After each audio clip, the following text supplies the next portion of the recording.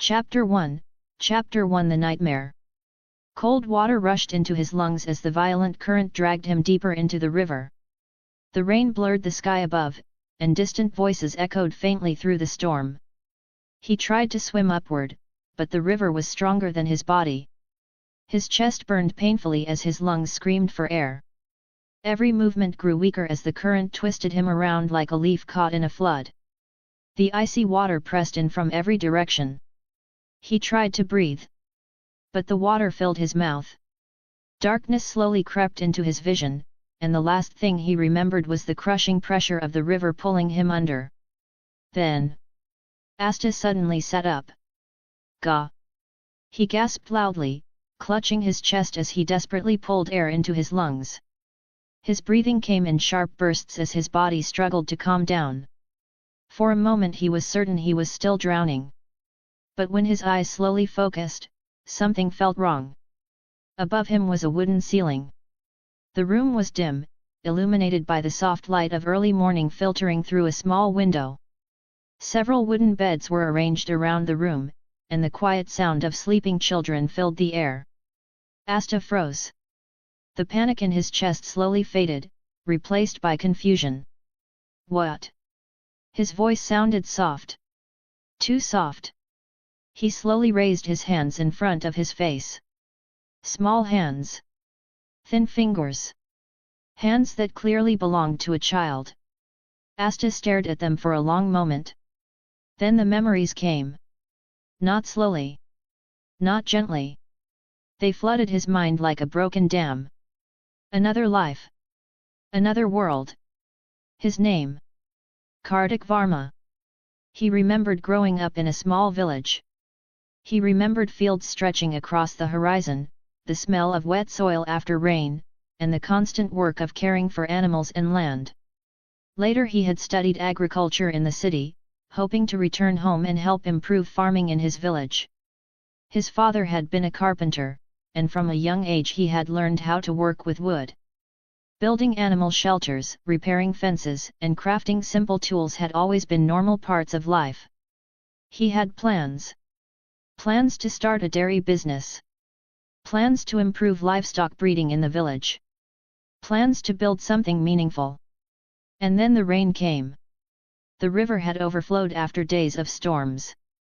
People were trapped in the current, struggling against the rising water. Without thinking too much, he had jumped into the river to help. At first he managed to reach them. But the current was stronger than he expected. The river dragged him under. Cold water. Darkness. And then, nothing. Asta slowly lowered his hands. So. I died. The words left his mouth quietly. He looked around the room again. Wooden beds. Simple blankets. Stone walls. A church dormitory. The realization slowly settled into his mind. Hage Village. The name came naturally to him. Because he had seen this place before. Not in real life. But in a story. Asta leaned back slightly on the bed and stared at the ceiling. This can't be real. But every detail matched perfectly. The church. The village. The children sleeping nearby. And most importantly, him. Asta. A boy born without magic in a world where magic meant everything. The main character of a story he once watched. Black Clover. Asta slowly turned his head toward another bed nearby. A quiet boy slept there, his breathing calm and steady. Even while sleeping, the boy looked composed, almost too calm for a child. You know. Asta stared at him for a moment. So it's real. His voice was barely louder than a whisper. Memories of the story surfaced clearly in his mind. The poor village, the church that raised them, the grimoire ceremony, the magic nights, and the battles that would come later. Asta closed his eyes and took a slow breath. If the timeline followed the original story, then everything had not started yet. He looked down at his small hands again. 5 years old. Maybe 6 at most. That meant there were still many years before the grimoire ceremony. Years before the real story began. Asta quietly sat on the bed as the sunlight slowly brightened the room.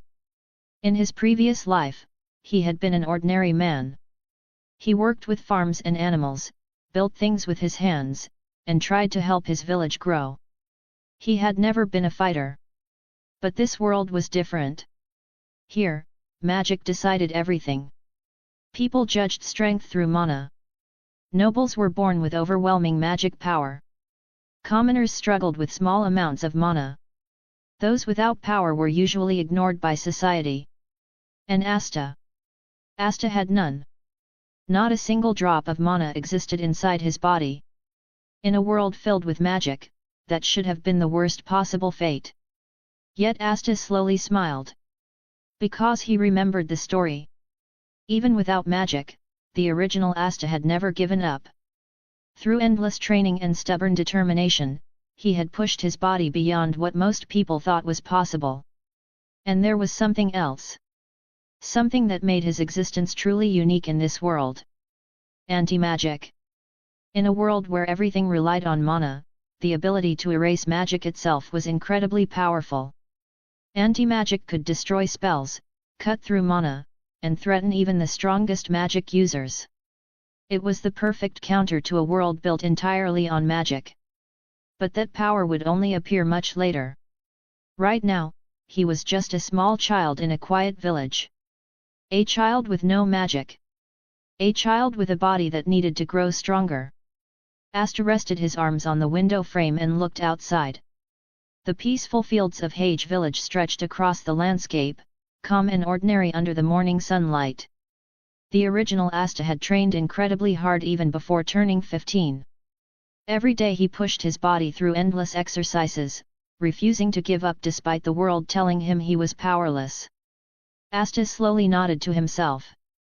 He didn't plan to replace that effort. He simply had the advantage of starting earlier. With 10 full years ahead of him, he could prepare his body, sharpen his instincts, and build a stronger foundation long before the grimoire ceremony arrived. Asta stretched his small arms and cracked his neck slightly.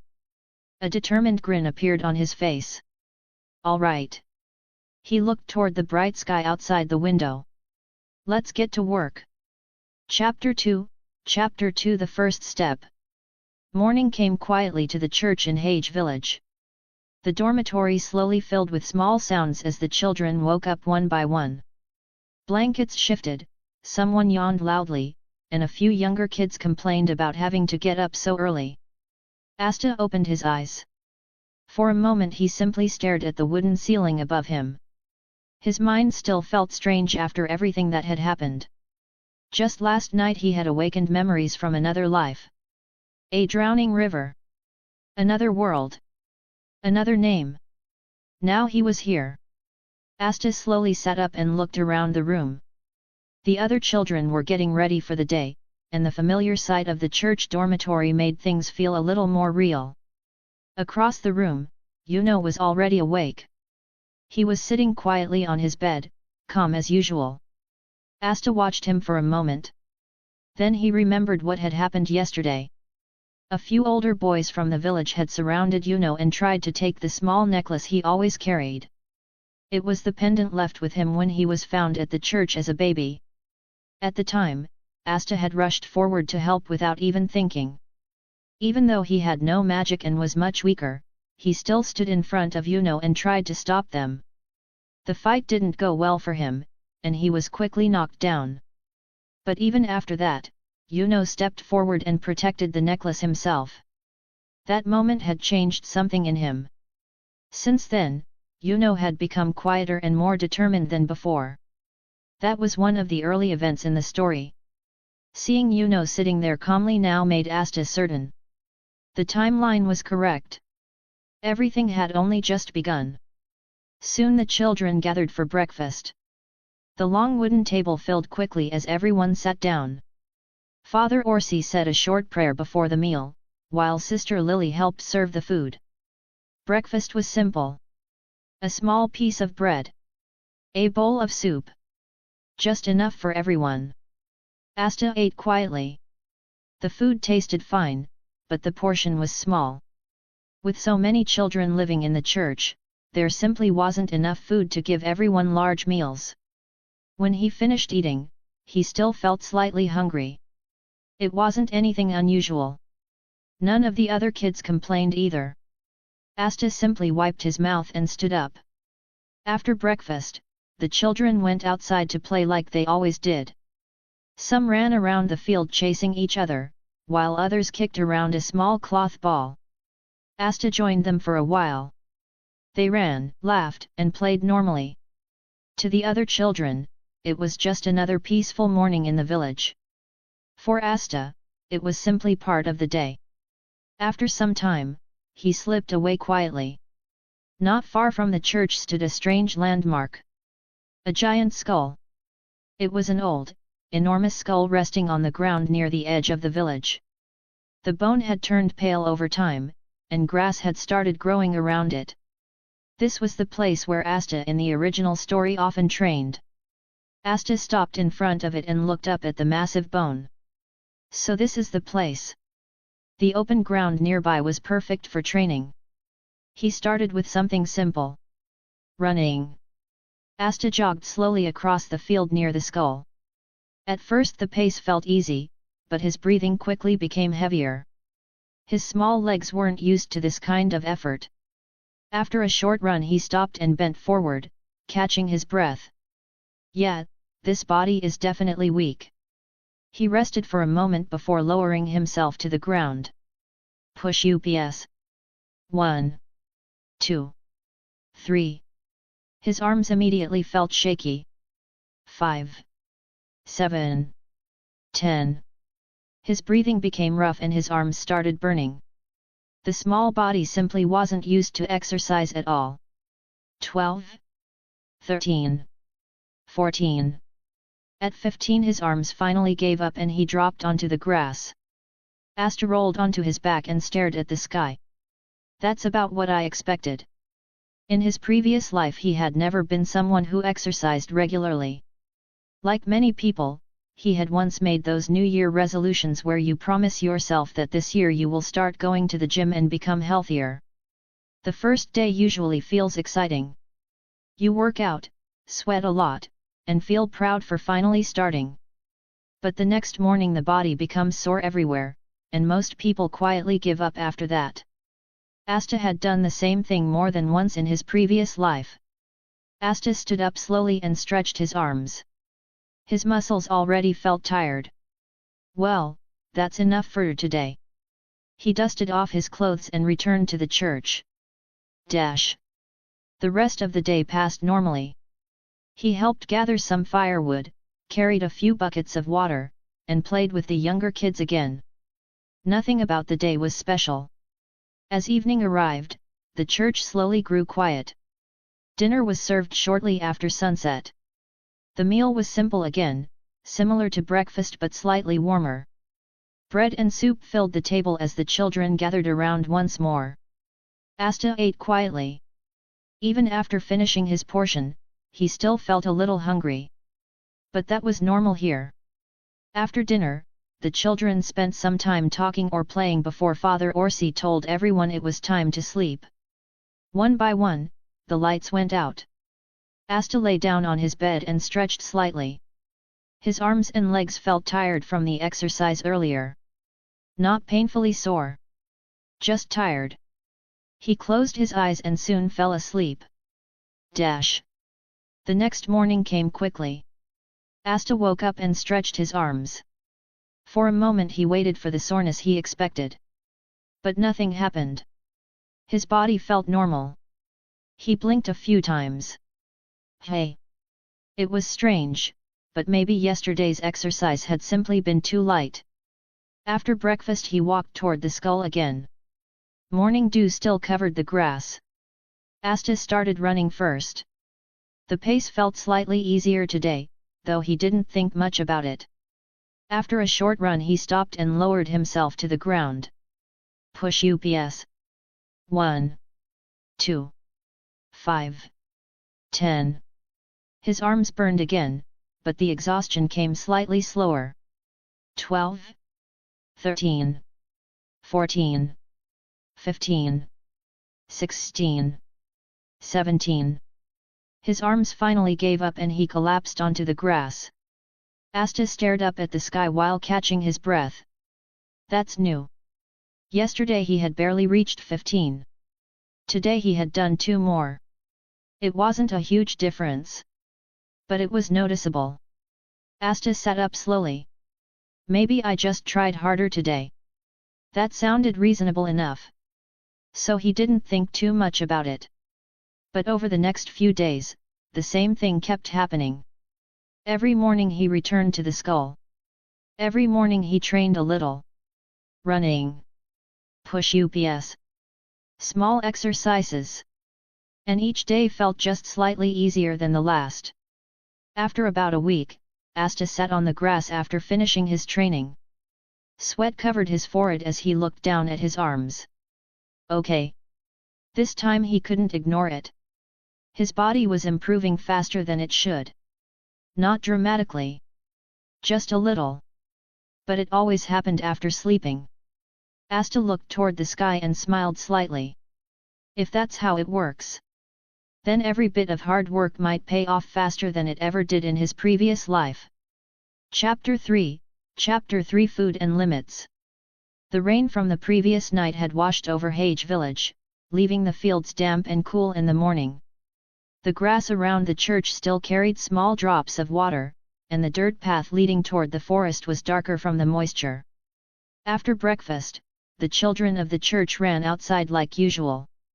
Some chased each other through the grass. Others argued over a worn cloth ball.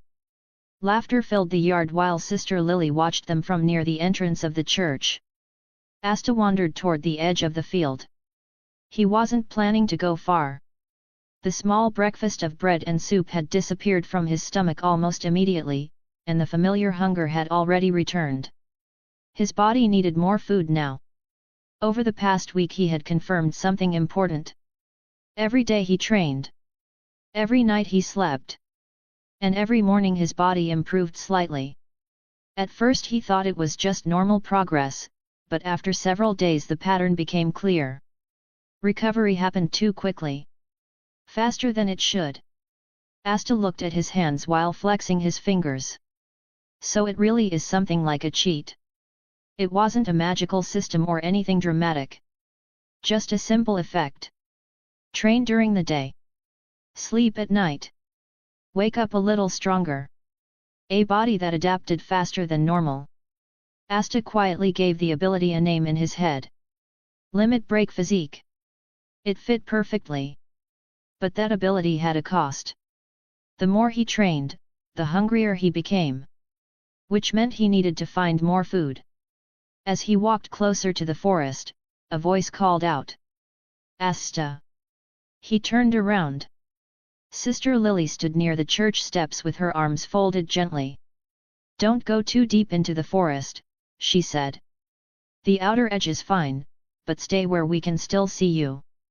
Asta nodded quickly. Okay, sister. That was enough for her. She returned to watching the other children while Asta continued toward the trees. Dash. The forest near the village was quiet. Asta didn't go very far inside. The outer area still had plenty of sunlight, and villagers sometimes gathered things like berries or firewood there. The rain from the night before had helped new plants grow. Near the base of a tree, Asta spotted several mushrooms pushing through the damp soil. He crouched down and examined them carefully. Back in his previous life he had studied agriculture and spent time around farms. While he wasn't an expert in wild plants, he knew that mushrooms often appeared after rain. These looked harmless. Still, he only picked a few. Better to be cautious. A little farther away he found a bush covered in small red berries. He picked one and tasted it carefully. Sweet. Not amazing, but good enough. He gathered a handful and ate them slowly. The small snack helped calm the worst of the hunger. As he continued walking, he looked up into the trees. Birds chirped among the branches. And then he spotted it. A small nest hidden between 2 branches. Inside were several tiny eggs. Asta blinked. Well, that's convenient. He looked around the forest floor. The tree wasn't very tall. After testing the bark for grip, he began climbing carefully.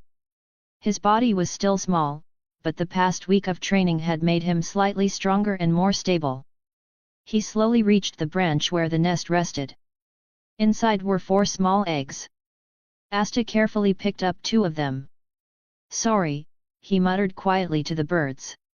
He left the other 2 behind before climbing back down. Eggs meant protein. Protein meant better recovery. And better recovery meant better training.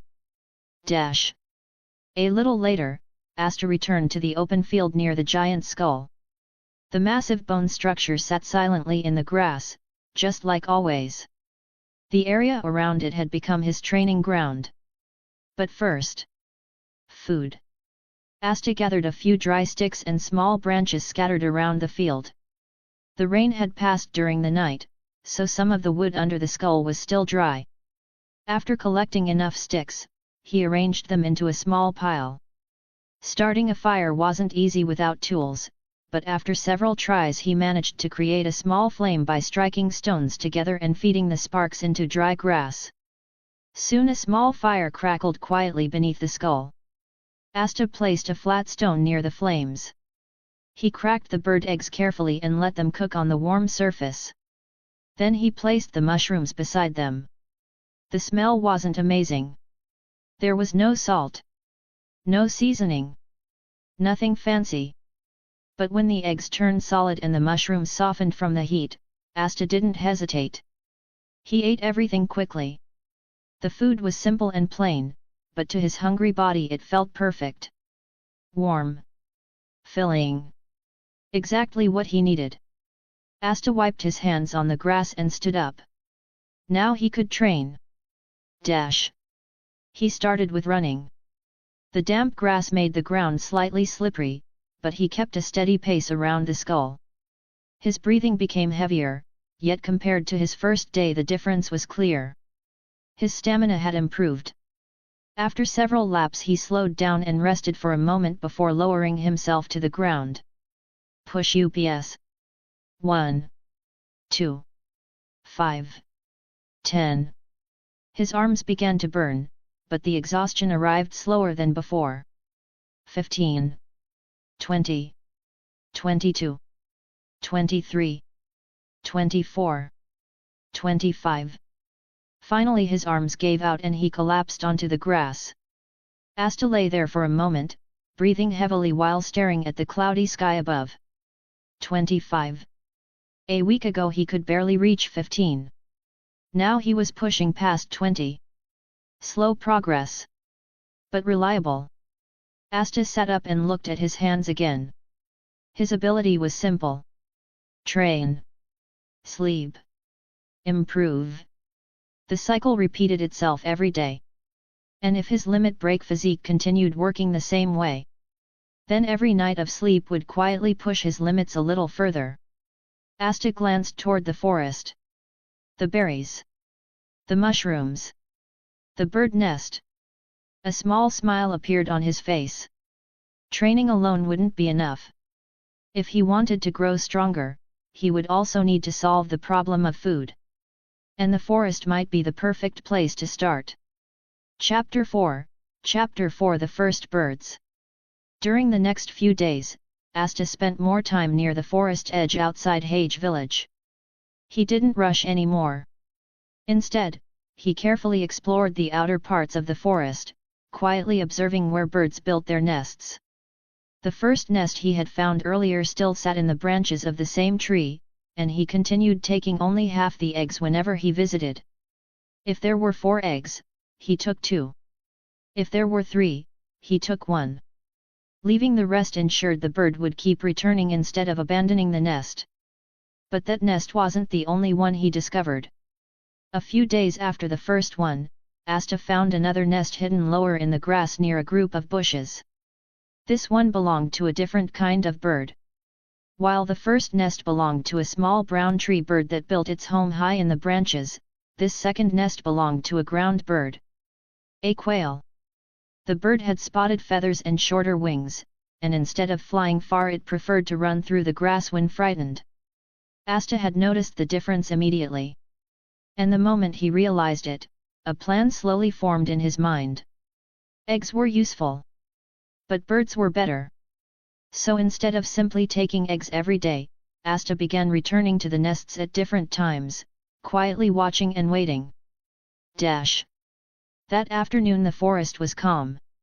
The rain from the previous night had left the ground damp, and the smell of wet leaves filled the air. Asta stood behind a tree, his eyes focused on the branch where the first nest rested. Today he wasn't collecting eggs. He was waiting. Several minutes passed quietly. Then he heard the faint sound of wings. A small brown bird landed on the branch beside the nest. Asta's eyes sharpened. There you are. He moved slowly, gripping the trunk and climbing carefully. His body was still small, but the past days of training had already improved his balance. The bird noticed him just as he reached the branch. It tried to fly away. But Asta was faster. His hand shot forward and closed around the bird before it could escape. The small creature flapped wildly in his grip, chirping loudly, but Asta held it carefully without squeezing too hard. Relax, he muttered. He wrapped the bird gently in a cloth he had brought and climbed back down. That made one. Before leaving the forest, Asta walked toward the second nest near the bushes. He crouched down and hid in the grass, waiting again. This time the wait didn't take long. The quail returned to the nest, moving cautiously through the grass rather than flying. Asta had prepared for this one. Earlier he had twisted plant fibers into a simple loop and tied it between two small sticks near the nest. The moment the quail stepped forward, he pulled the string. The loop tightened around the bird's legs. The quail flapped its wings and struggled, but Asta quickly grabbed it before it could escape. Now he had two birds. One tree bird. One quail. Asta placed them carefully inside the cloth bag he carried and stood up. Two should be enough to start. When he returned to the clearing where the giant skull rested, the massive bone structure cast a long shadow over the grass. This place had become his training ground. And now it would become something else too. Asta set the cloth bag down and sat beside it for a moment. Taking the birds directly to the church wouldn't work. There were too many children there. If the birds started laying eggs, everyone would want to eat them. With only two birds, the eggs would disappear quickly. Also, wild birds would panic if surrounded by people. Instead, he decided to keep them here. Near the skull. It was quiet. And he came here every day anyway. Using fallen branches scattered around the clearing, Asta began building. First he pushed thick sticks into the ground to form a small circle. Then he wove thinner branches between them to close the gaps. Flexible vines from the forest helped tie the sticks together and make the structure stronger. Finally, he added a roof. Long branches were placed across the top and tied together with vines so the birds could not fly away. The result looked rough. But it worked. A simple bird pen. Asta placed a flat stone inside the enclosure and poured a little water into a hollow part of it to create a small water bowl. Then he scattered grass seeds and a few insects he had collected earlier. Only after everything was ready did he open the cloth bag. The two birds burst out immediately. They flapped their wings and bounced around the enclosure, trying to find a way out. For a moment they panicked, striking the stick walls and fluttering against the vine roof. But the pen held. After several minutes, the birds slowly calmed down. Eventually the quail lowered its head and began pecking at the seeds on the ground. The smaller tree bird followed a moment later. Asta nodded in satisfaction. Good enough. After eating the eggs he had collected earlier and cooking a few mushrooms the same way he had done before, Asta rested for a short time before starting his training. He didn't need to think about it anymore. Training had become part of his day. He began running around the giant skull. The cool air brushed against his face as he moved across the grass, his breathing growing heavier with each lap. Compared to his first day, the difference was clear. His stamina had improved. After finishing several laps, he dropped to the ground. Push UPS 1, 2, 5, 10, 15, 20, 25, 28, 30, 32. Finally his arms gave out. Asta collapsed onto the grass and stared up at the sky. 32. A small grin appeared on his face. Just a week ago he could barely reach 15. Now he had passed 30. Slow progress. But constant. Exactly what he expected. After catching his breath, Asta sat up and looked toward the enclosure beside the skull. The quail and the small brown tree bird were still pecking cautiously at the seeds. Asta scratched the back of his head. If I catch a few more, then the eggs would come regularly. And if the eggs came regularly, training would get easier. He leaned back on the grass, watching the birds quietly. For now, it was only 2. But it was a start. And if the forest continued to provide nests like this, the small bird pen beside the giant skull might grow much larger one day. Chapter 5 Following the Path. 6 months had passed in Hage village. Time moved quietly in the small village, and most days looked the same as always. The church bell still rang in the mornings, children still ran through the fields, and simple meals were still shared at the long wooden table. But something had changed. And one person had noticed. From the doorway of the church, Yuno watched the yard where the children usually played. Asta wasn't there. That had become common recently. Almost every morning after breakfast, Asta disappeared somewhere outside the village. Sometimes he returned around midday, sometimes later. At first Yuno ignored it. But after seeing the same thing happen again and again, curiosity finally got the better of him.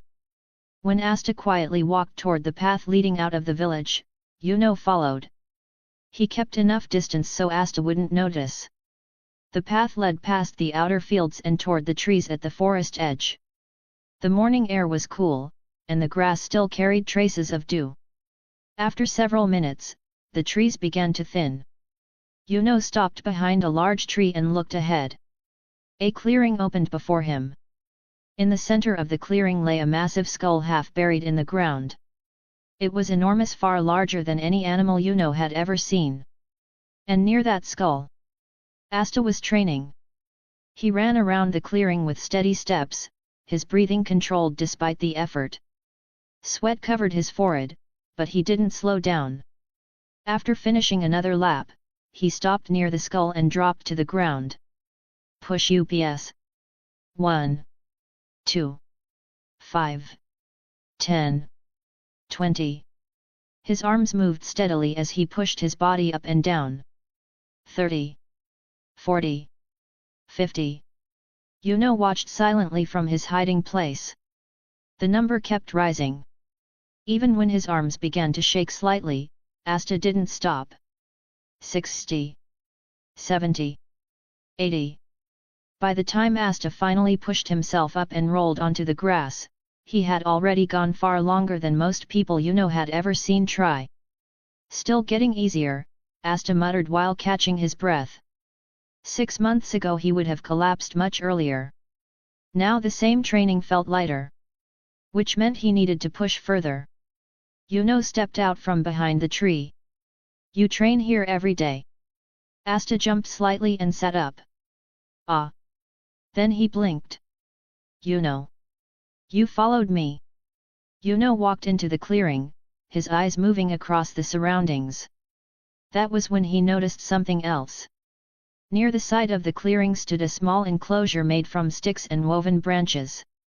Inside it were birds. Several adult birds moved around the pen, pecking at the ground, while a few small chicks ran between them. Yuno stopped walking. You caught these? Asta stood up and scratched the back of his head. Yeah. He walked over to the enclosure and scattered some grass seeds on the ground. There are 6 birds now. And the chicks hatched a few weeks ago. The chicks chirped loudly as they moved around the pen. Yuno crouched down slightly, watching them. You built this? Of course. Asta grinned proudly. It took a while, but it works. Yuno looked at the enclosure again. It wasn't perfect, but the branches were tied together tightly and even a roof made from vines covered the top so the birds couldn't fly away. Why raise birds? Yuno asked. Asta leaned against the wooden frame. Eggs. Yuno waited. If the number keeps growing, Asta continued, I'll bring some of them to the church. The kids can eat eggs too. Yuno glanced at the chicks running between the adult birds. That makes sense. Asta nodded. For now I keep some here. Training makes me hungry. He reached into the enclosure and carefully picked up 2 eggs. Speaking of that. Dash. A short while later, a small fire burned beside the giant skull.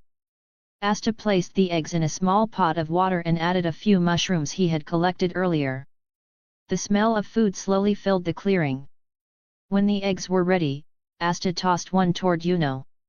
Here. Yuno caught it. For me. Yeah. Don't just stand there watching. Yuno peeled the egg slowly and took a bite. They sat quietly on the grass for a moment. Then Yuno asked. Why train this much? Asta leaned back and looked up at the sky. Because I don't have magic. The answer came easily. If I can't use magic like everyone else, then I'll just become stronger another way. He suddenly sat up and grinned. And I'm still going to become the Wizard King. Yuno looked away slightly. Then don't lose to me. Asta laughed. Like that would ever happen. After finishing the food, Asta stood up and stretched his arms again. All right. One more thing before I head back. He began walking toward the trees. Yuno followed. After a short walk, the sound of water reached them. Soon a narrow river appeared between the trees. The river wasn't far from the clearing, but it was hidden enough that someone wouldn't notice it without looking. Asta stepped onto a rock at the river bank. At first I only trained with running and push-ups, he said. But after a while that wasn't enough. He pointed at the river. So I added this. Without hesitation, Asta jumped into the water. Splash! Cold water surrounded him as he began swimming across the current. His arms moved steadily while the current pushed against his body. When he reached the opposite side, he climbed onto a rock, caught his breath, and dove back in again. Swimming forced his entire body to work, arms, shoulders, legs, everything moving together. After several crossings, Asta finally climbed out of the river again. His breathing was heavy, but his eyes were bright. Yeah, this works. Yuno stood quietly on the riverbank. Watching. Even without magic, Asta kept pushing himself. Again and again. Yuno slowly raised his hand. A faint swirl of wind gathered around his fingers. If Asta was training this hard, then he couldn't fall behind either. Dash. That night, back at the church, the atmosphere was calm. After dinner, most of the children had already gone to bed. At one of the wooden tables, Asta sat with a sheet of paper in front of him. Across from him stood Sister Lily. Asta carefully copied a line of letters onto the paper. The symbols of this world were different from the writing he remembered in his previous life. At first they looked strange and confusing. But slowly he was getting used to them. Like this? Asta asked. Sister Lily leaned forward and looked at the paper. Almost. She gently corrected the shape of one letter. You're improving. Asta looked down at the page again. His handwriting was still messy. But it was better than before. Training during the day. Studying at night.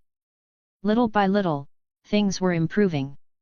Outside the church windows, the quiet village slept peacefully. And somewhere beyond the trees, the small bird coop near the giant skull waited for another morning. Chapter 6, Chapter 6 Growing Paths. About a year had passed since Asta's memories awakened. Time in Hage village moved quietly, but for Asta, those months had been full of change. He was 6 years old now. That morning, Asta moved through the forest carefully, pushing aside branches as he searched for berries growing between the bushes. The forest edge had become familiar to him over the past months. He knew where certain plants grew, where insects gathered, and which paths were safe to travel. Still, he stayed alert. The forest wasn't harmless. Asta crouched near a bush and began picking small red berries, dropping them into a cloth pouch tied to his waist. Should be enough for today. Then he heard something. A rustling sound. Leaves shifted ahead of him. Asta froze. Slowly, something stepped out from the bushes. A wild boar. But it wasn't the kind Asta remembered from his previous life. This one was bigger. Much bigger. Its shoulders reached almost to his waist, thick muscles moving beneath its dark hide. 2 curved tusks jutted from its mouth as it snorted loudly. Asta stared. That's not normal. In his previous world, wild boars were dangerous, but not like this. The animals in this world seemed stronger, almost as if the magic around them had made them grow larger and tougher. The boar scraped the ground with one hoof. Then it charged. Oh, come on! Asta turned and ran. His months of training helped immediately. His legs pushed forward as he sprinted through the trees, dodging rocks and roots. Behind him the boar crashed through the bushes, its hooves pounding the ground. Asta scanned the area quickly. Tree. Low branch. Perfect. He jumped, grabbed the branch, and pulled himself upward just as the boar slammed into the trunk below. The tree shook violently. Asta climbed higher and sat on a thick branch, breathing hard. Below him, the boar circled the tree angrily. Asta looked down and shook his head. No way I'm beating that with my fists. The boar rammed the trunk once more before eventually losing interest and wandering deeper into the forest. Asta waited another minute before climbing down. He brushed dirt from his clothes and sighed. Next time, I'm bringing a weapon. Bare hands weren't enough for something like that. If he wanted to move deeper into the forest safely someday, he would need tools. Maybe a spear. Maybe traps. Something. After picking up the berries he had dropped earlier, Asta began walking back toward the village. Dash. When he reached the churchyard later that day, he was carrying several birds in a woven basket. The flock he had raised near the giant skull clearing had grown a lot over the past year. The first birds he caught had matured long ago, and many of the chicks had grown as well. Now there were enough birds to move them here. The moment Father Orsi stepped outside and saw the birds, he paused.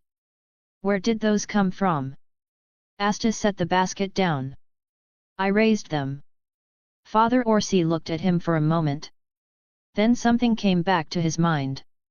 Months ago, Asta had casually mentioned that he was raising birds near the forest so he could eat better while training. At the time, Father Orsi had thought the boy was joking. After all, it sounded like something a child would say. But now, looking at the birds walking around the yard. You were serious? Asta only shrugged. The younger children had already gathered nearby, watching the birds with excitement. Birds. Look, they're eating. Some of them immediately ran off to gather grass and seeds. Seeing that, Father Orsi chuckled softly. Well then, he said. Looks like we should build them a proper place. Dash. That afternoon the churchyard became much livelier than usual. Bundles of wood were gathered from behind the church.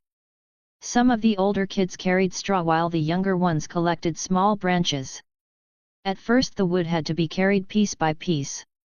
Then Yuno stepped forward quietly. A faint swirl of wind gathered around him. The air shifted. A bundle of wood slowly lifted from the ground and drifted toward the building spot before settling neatly beside the area where the enclosure would be built. The children stared. Whoa! Nearby, Father Orsi used a brief burst of fire magic to burn away thick grass where the posts would stand.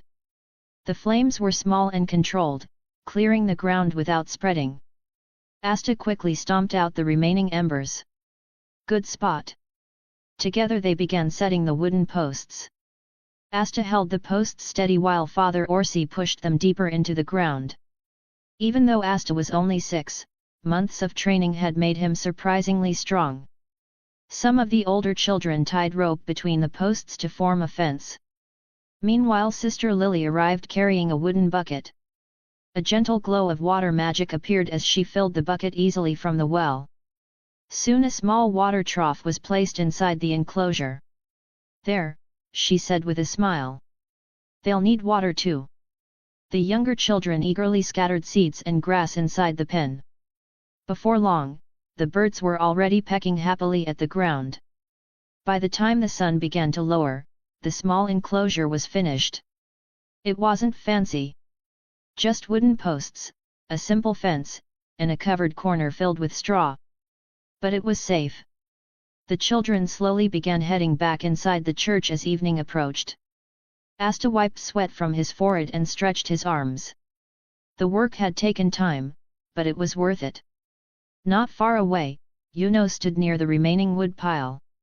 A gentle wind gathered around him, lifting a bundle of wood and guiding it smoothly into place. Watching that, Asta paused. 6 months ago, Yuno could barely move small objects with his wind magic. Looks like he really has been training. Asta smirked slightly. Guess you've been working hard too. Yuno didn't look at him. Of course. A quiet breeze moved across the churchyard. For a moment, the two boys stood silently as the evening light faded over Hage village. Both of them were getting stronger. Just in different ways. Chapter 7, The First Weapon. About a week had passed since the birds were brought to the church in Hage village. The flock had settled in quickly. At first the younger children had watched them constantly, running outside every few minutes to see what the birds were doing. But after a few days, they became a normal part of the churchyard. And soon, they began laying eggs. That morning, the long wooden table inside the church felt different. Small bowls had been placed in front of every child. Inside each bowl was something rare. Eggs. The younger children stared in disbelief. Eggs. Everyone gets one. One of them picked it up carefully before quickly starting to eat. Across the table, Father Orsi chuckled. Well, he said, looks like those birds were a good investment after all. Several of the children turned toward Asta. Thanks, Asta. Are we going to have eggs every day now? One of the younger kids lifted his bowl hopefully. Asta scratched the back of his head. Not every day. He pointed toward the yard outside. If we take care of them properly, they'll keep laying eggs. Nash looked curious. So we just feed them? Pretty much, Asta replied. Sitting nearby, Sister Lily smiled warmly as she watched the children eating happily.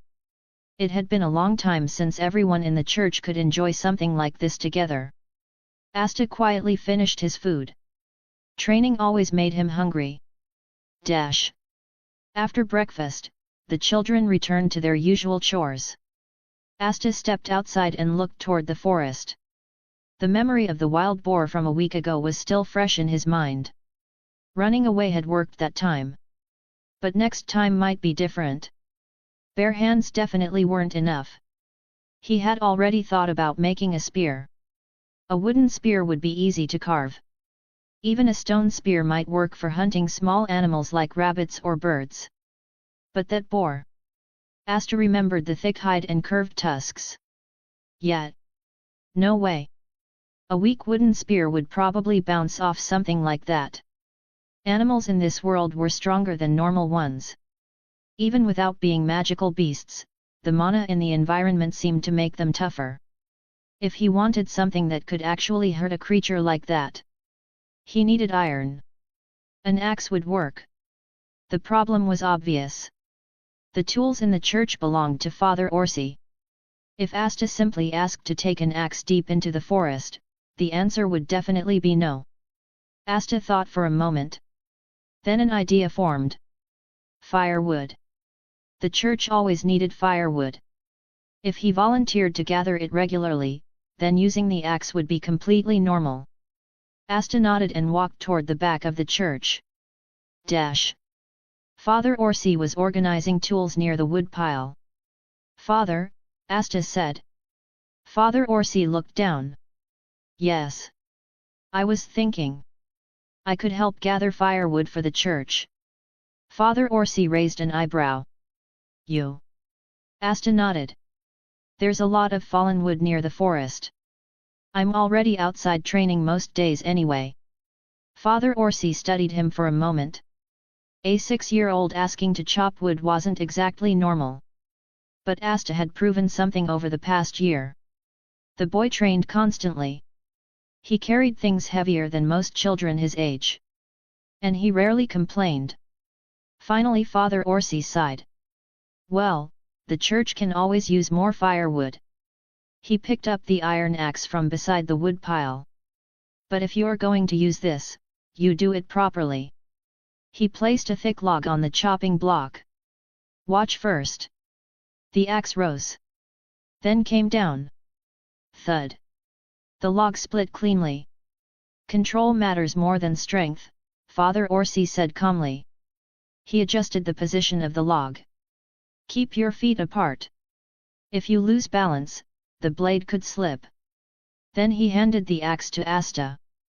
Your turn. Asta gripped the handle. The tool felt heavy in his hands. He raised it carefully. Then brought it down. Thud. The log cracked slightly but didn't split. Father Orsi nodded. Again. Asta lifted the axe once more. Thud. This time the crack widened. Piece by piece, the wood finally split apart. Father Orsi crossed his arms. For a first day, that's not bad. Asta wiped sweat from his forehead. Thanks. Over the next several days, chopping firewood became part of Asta's routine. Each swing of the axe felt like training. Balance. Strength. Control. Sometimes the blade struck perfectly. Other times it landed sideways. But slowly, his movements improved. Soon the logs began splitting faster. One afternoon, while collecting fallen wood near the forest, Asta paused. His thoughts drifted toward the future. One day he would receive a grimoire. And with it, the enormous anti-magic swords. One sword stood out clearly in his memory. The massive Demon Slayer sword. It was enormous. Far larger than any normal weapon. If he waited until that day to learn sword control, handling something that big would be extremely difficult.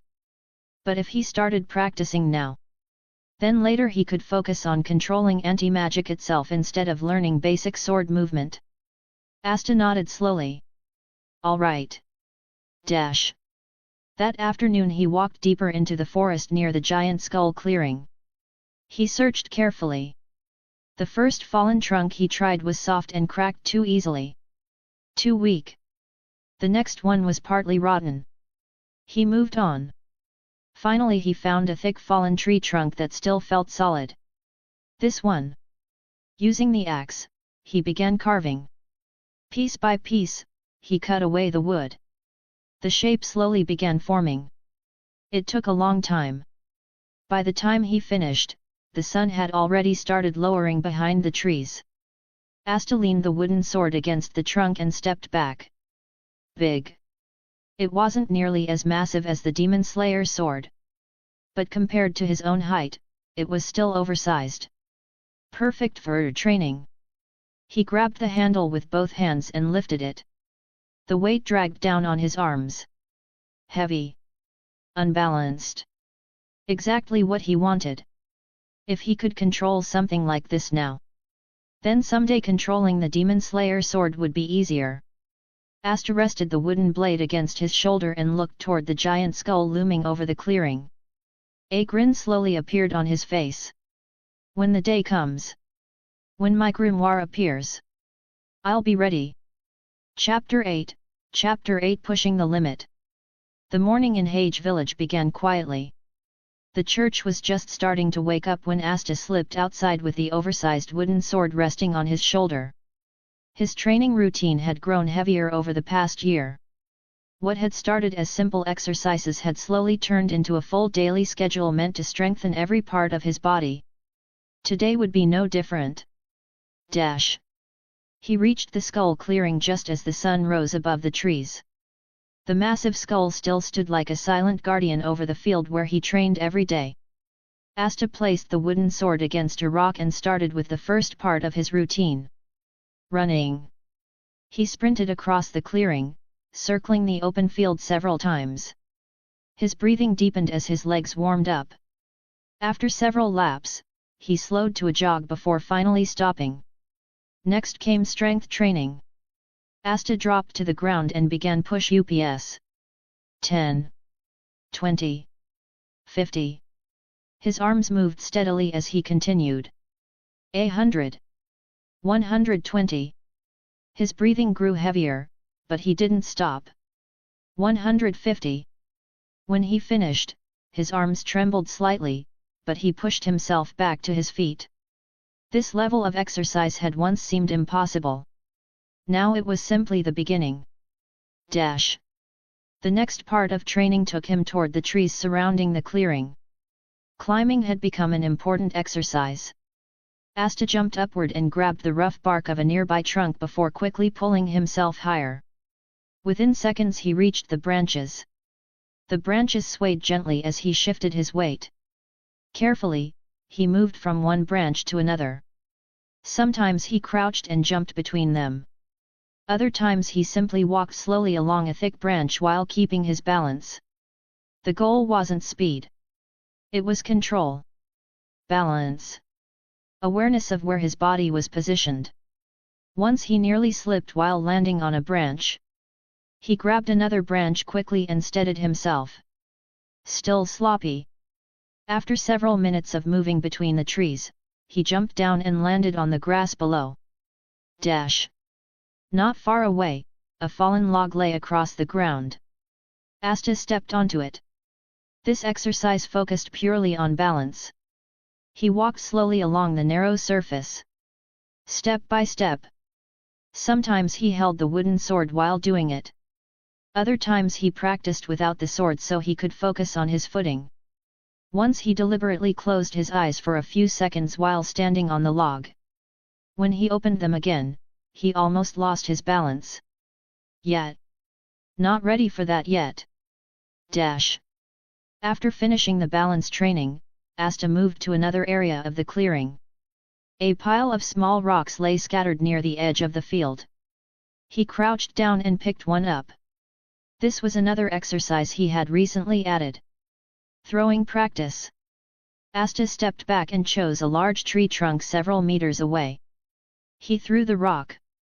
The stone struck the trunk with a dull thud. Not very accurate. He picked up another. This time he focused more carefully. His arm moved faster. Thud. Closer to the center. He continued throwing stone after stone. Some missed completely. Others struck the tree. The exercise helped train his aim and coordination. Sometimes he even tried throwing while running or immediately after jumping from a rock. The movement forced his body to react quickly. Accuracy improved slowly with repetition. After several minutes he finally stopped. Good enough. He wiped the dirt from his hands before moving on to the next part of his routine. By midday he moved toward the nearby river. Swimming had become another part of his training. The water was cool when he stepped in. At first he swam normally across the river. The horizontal movement helped build endurance and breathing control. But he didn't stop there. Asta changed the exercise. Instead of swimming forward, he dove underwater and practiced moving vertically. He pushed himself downward, then kicked upward again. Up. Down. Up. Down. The vertical movement forced his body to work differently than normal swimming. Water resistance made each motion slower and heavier. After several repetitions, his arms and legs already felt tired. Still, he continued. By the time he climbed out of the river, water dripped from his hair and clothes. His muscles burned from the effort.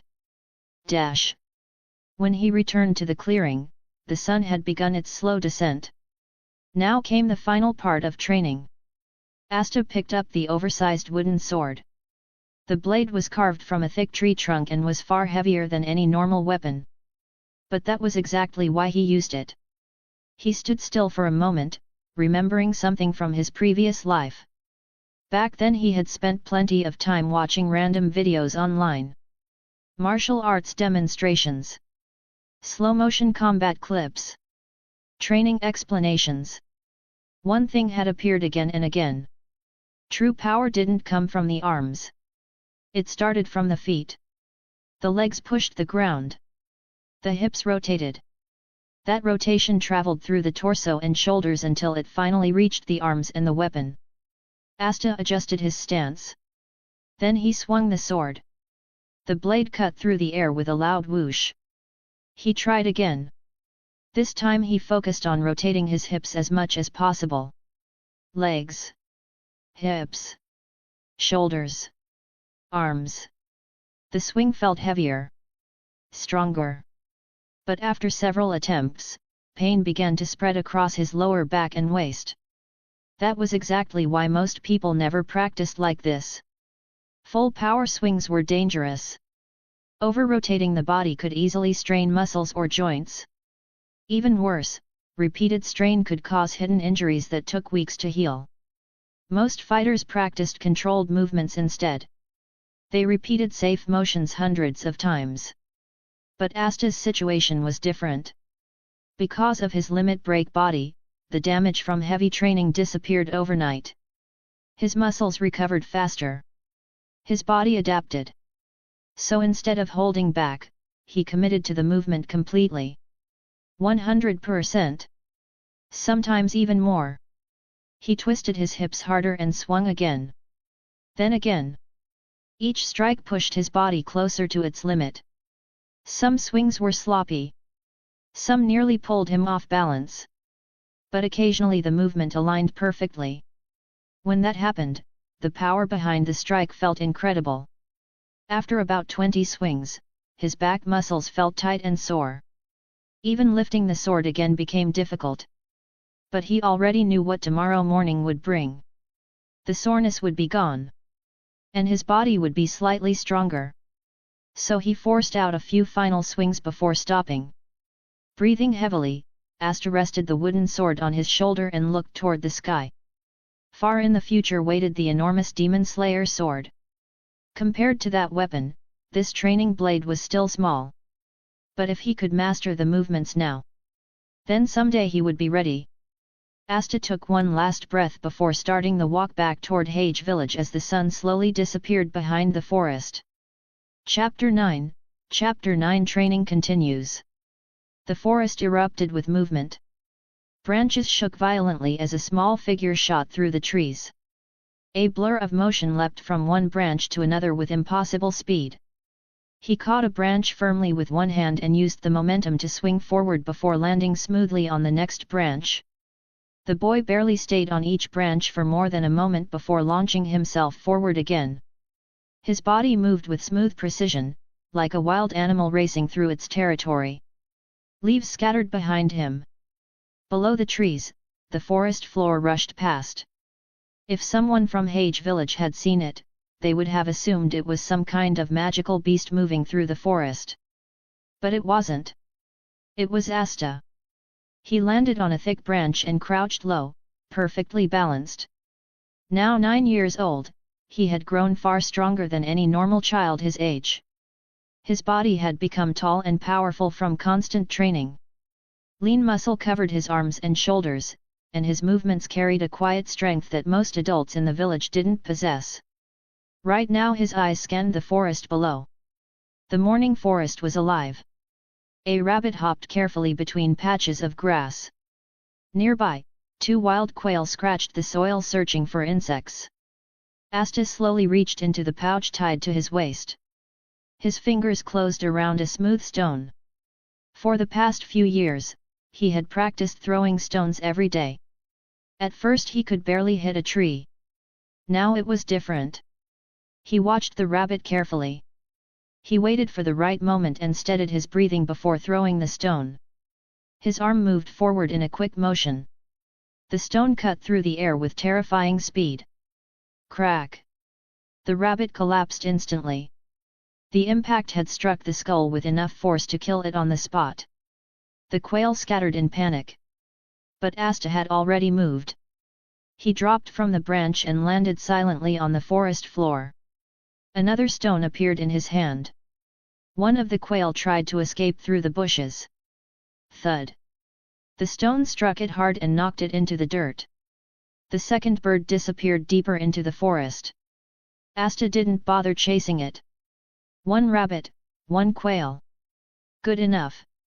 He picked up the animals and tied them to the side of his bag. The meat would help the church tonight. And hunting like this had become routine. Asta slung the bag over his shoulder and began moving again. Within seconds he was climbing the trees once more, racing through the forest canopy like a shadow moving between the branches. When Asta finally returned to the village, the familiar sight of the church appeared between the trees. Over the past few years, the place had slowly changed. The chicken coop that once held only a few birds had grown much larger. Dozens of chickens now wandered inside the fenced yard, and several younger children were already scattering feed for them. Eggs were no longer something rare. Many were eaten at the church, while others were sold in nearby villages. The small income helped repair parts of the building and buy proper clothes for the children. A few goats now grazed behind the church as well. Life here had become a little easier than before. When Asta arrived, Nash was the first to notice him. "You caught something again?" Asta lifted the rabbit slightly. "A rabbit and a quail." The younger children immediately became excited. Meat was still something special for them. Father Orsi stepped outside when he heard the noise. He gave Asta a short approving nod. "Good work." The animals were taken to the kitchen while the children slowly returned to their chores. Not long after that, Asta left the village again. His training still waited. The skull clearing appeared through the trees after a short walk. The giant skull still stood silently in the center of the field, just as it had for years. Asta placed his bag against a rock and stretched his shoulders. When he had first started training, he had been careful. At the time he worried that pushing his body too hard while growing might slow his height or damage his bones. Because of that, he avoided heavyweight training during the early years. But time had proven that fear unnecessary. Now at 9 years old, Asta already stood close to 150 centimeters tall, nearly the height many teenagers in the village had. His body had developed strongly and naturally through constant training and proper food. There was no sign that his growth had been harmed. If anything, his body had grown faster. So recently he had started adding heavier exercises to his routine. Today would be the same. The training began with running. Asta sprinted through the forest path leading away from the clearing. His destination was nearly 5 kilometers away. A waterfall hidden deeper in the forest. The path was rough and uneven, but his feet moved quickly across the ground. Roots, stones, and fallen branches no longer slowed him down. By the time he reached the waterfall, his breathing had grown heavier. Water crashed down from the tall cliff and splashed into the river below. Asta stepped directly beneath the falling water. The pressure hit his shoulders like a heavy weight. Standing under the waterfall forced his body to stabilize against the constant impact. Neck strength. Spine stability. Balance. He remained there for several minutes before stepping away. After returning to the clearing, the next part of training began. Strength work. A thick rope was tied around a heavy log. Asta grabbed the rope and began dragging the massive trunk across the ground. The log scraped loudly across the dirt as he pulled it across the clearing. Legs pushed. Back tightened. Step by step he dragged the heavy weight forward. After several minutes he finally stopped. Sweat rolled down his face. But the training was far from finished. Next came push-ups. Asta placed a flat stone across his upper back before lowering himself to the ground. Then he began. 1. 10. 50. 100. His arms moved steadily as he continued. 200. His breathing grew heavier. 250. Finally. 300. When he pushed himself up again, his arms trembled slightly from the effort. The extra weight made every repetition harder. But that was the point. The next exercise focused on grip strength. Asta jumped up and grabbed a tree branch.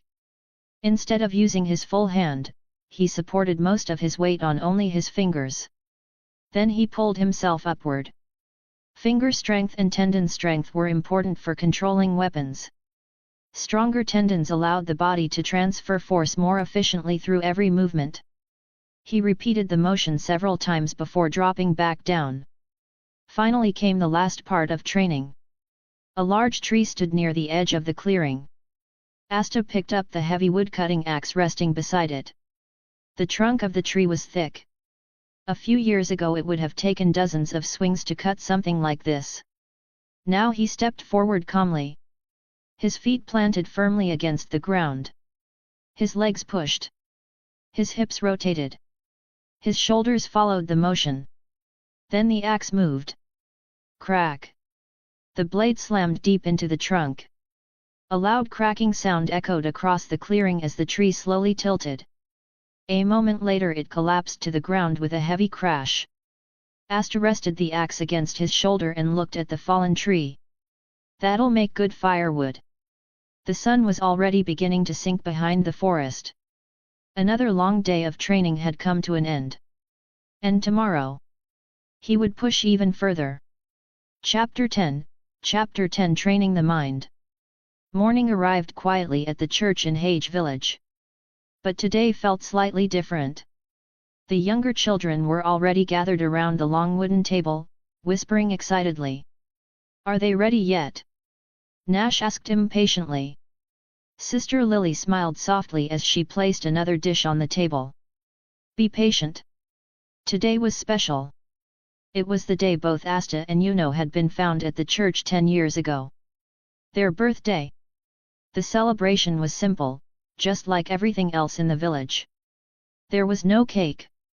But the table held more food than usual. Fresh eggs from the chicken coop. Goat milk. Warm bread.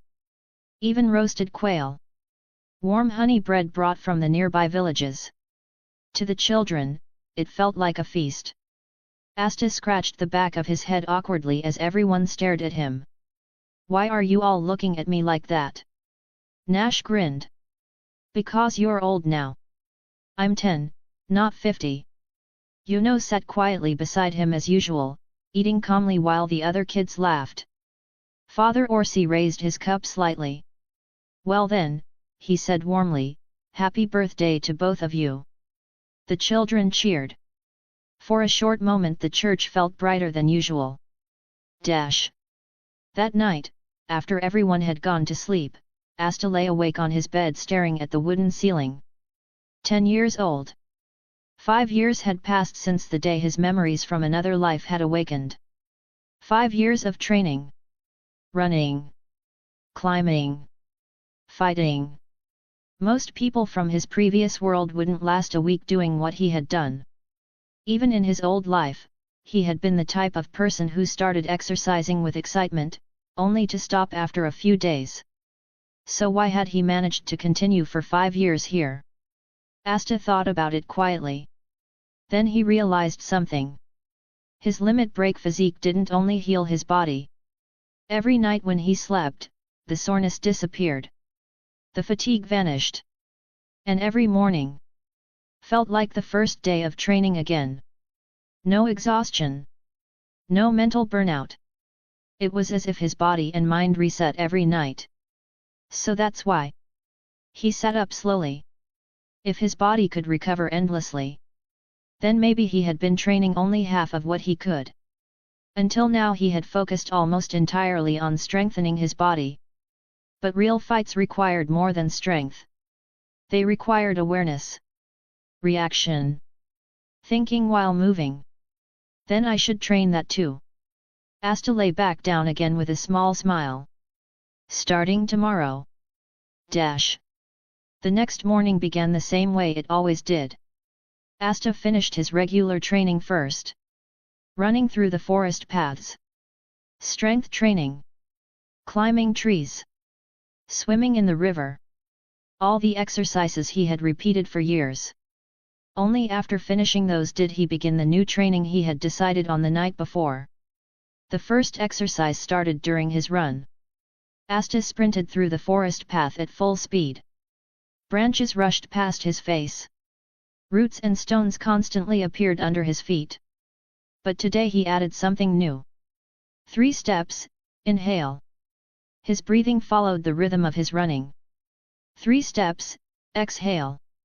At the same time he counted each step in his mind. 7. 8. 9. A low branch suddenly swung into his path. Asta bent his body and slipped under it without slowing down. 12. 13. 14. Maintaining the rhythm while running through the forest required intense focus. If he lost count, he forced himself to start again from 1. It was far more mentally exhausting than normal running. But that was the point. Later that day he moved to the river. Large rocks surrounded the water, and tall trees cast shadows across the area. Asta climbed into a hollow section of a tree trunk near the river bank. From the outside it looked like nothing more than a broken tree. Inside, it was the perfect hiding place. He sat quietly and closed his eyes. This was the second exercise. Listening. Animals often came to the river to drink. With his eyes closed, Asta focused on every sound around him. The wind brushing through leaves. Water moving over stones. Tiny insects buzzing near the surface. At first the sounds blended together. It was difficult to separate them. Then a faint rustle came from the grass. Soft steps. Lightweight. Probably a rabbit. Another sound followed. 2 quick wing beats. Birds landing somewhere near the water. But while focusing on those sounds, something else happened. A quiet movement passed through the bushes not far away. Asta didn't notice it. Several seconds later the bushes moved again. That was when he opened his eyes. A long snake slowly slid through the grass, its body moving silently over the leaves. Asta stared at it for a moment. Missed that. He hadn't noticed the first movement at all. Only the second one. Which meant his awareness still wasn't sharp enough. He leaned back inside the hollow tree. Guess I still have a lot to improve. Later that afternoon he approached Yuno. Yuno stood quietly near the clearing, practicing his wind magic. Hey! Yuno looked up. What? I need help with training. Asta pointed toward a pile of stones nearby. Use your wind magic to launch those at me. Yuno blinked. You want me to throw rocks at you? Not one by one, Asta said quickly.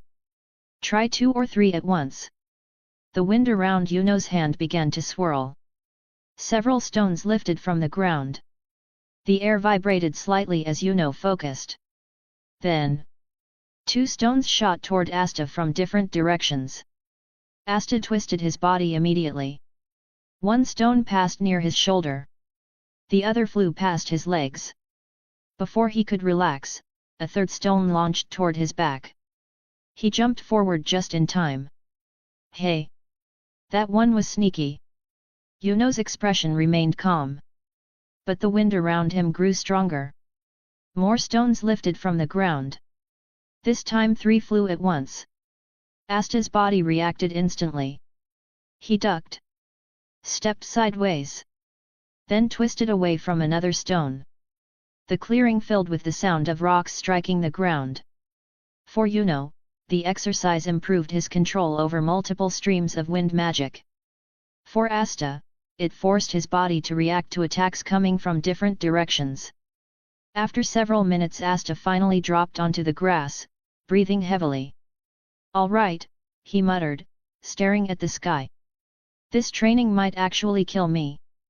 Lowered his hand as the wind faded. But a faint smile appeared on his face. Their training had just become far more interesting. And for Asta, this was only the beginning of training his mind. Chapter 11, The First True Hunt. Morning sunlight slowly spread across the hills around Hage village. The church had only just begun to wake when Asta stepped outside, resting an iron firewood axe across his shoulder. The air was cool, and a light wind moved across the fields, rustling the grass and the leaves of the nearby forest. For the past several years his life had followed the same rhythm. Train. Eat. Sleep. Repeat. Running across the forest floor until his lungs burned. Climbing trees until his arms trembled. Swimming against the river's current. Swinging the oversized wooden sword again and again until every muscle screamed in protest. Every night his body healed. Every morning he started again.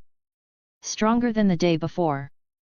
But training against trees, stones, and water could only go so far. Sooner or later, he needed to see what all that effort had actually built. Asta looked toward the forest. He had hunted small animals before. Rabbits. Wild quail. Things that were fast but not truly dangerous. Today would be different. Today he wanted to test himself against something bigger. Something that could actually fight back. "All right," he muttered quietly. "Let's see what all that training was worth." With that, Asta stepped into the forest. Dash. The deeper he walked, the quieter the world became.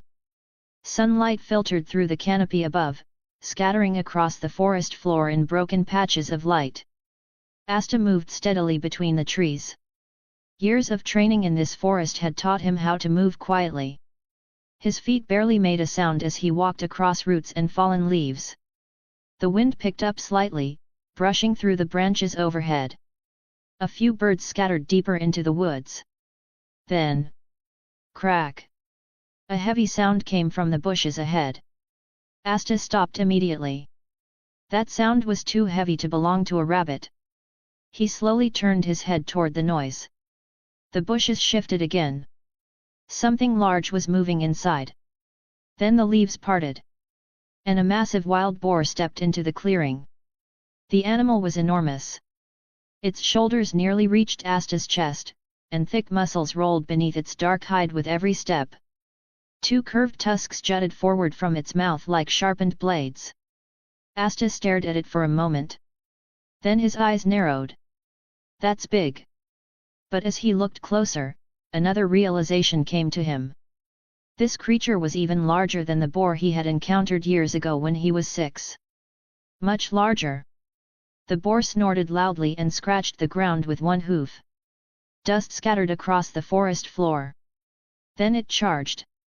Asta moved instantly. He ran toward the nearest tree and jumped. His foot planted against the trunk, and he pushed himself upward before grabbing a branch. A moment later. Boom! The boar slammed directly into the tree. The impact was so powerful the entire trunk shook violently. Cracks spread across the bark where the tusks struck. For a brief moment, it even looked like the tree might snap. Asta's eyes widened slightly. "That's stronger than I expected." The boar backed away, snorting angrily. Then it charged again. The tree shook even harder this time. The trunk groaned loudly under the force of the impact. Asta didn't wait. He pushed himself upward and jumped toward a nearby tree just as the first one began to tilt dangerously. Branches whipped through the air as he grabbed another limb and pulled himself up. Below him, the boar circled angrily.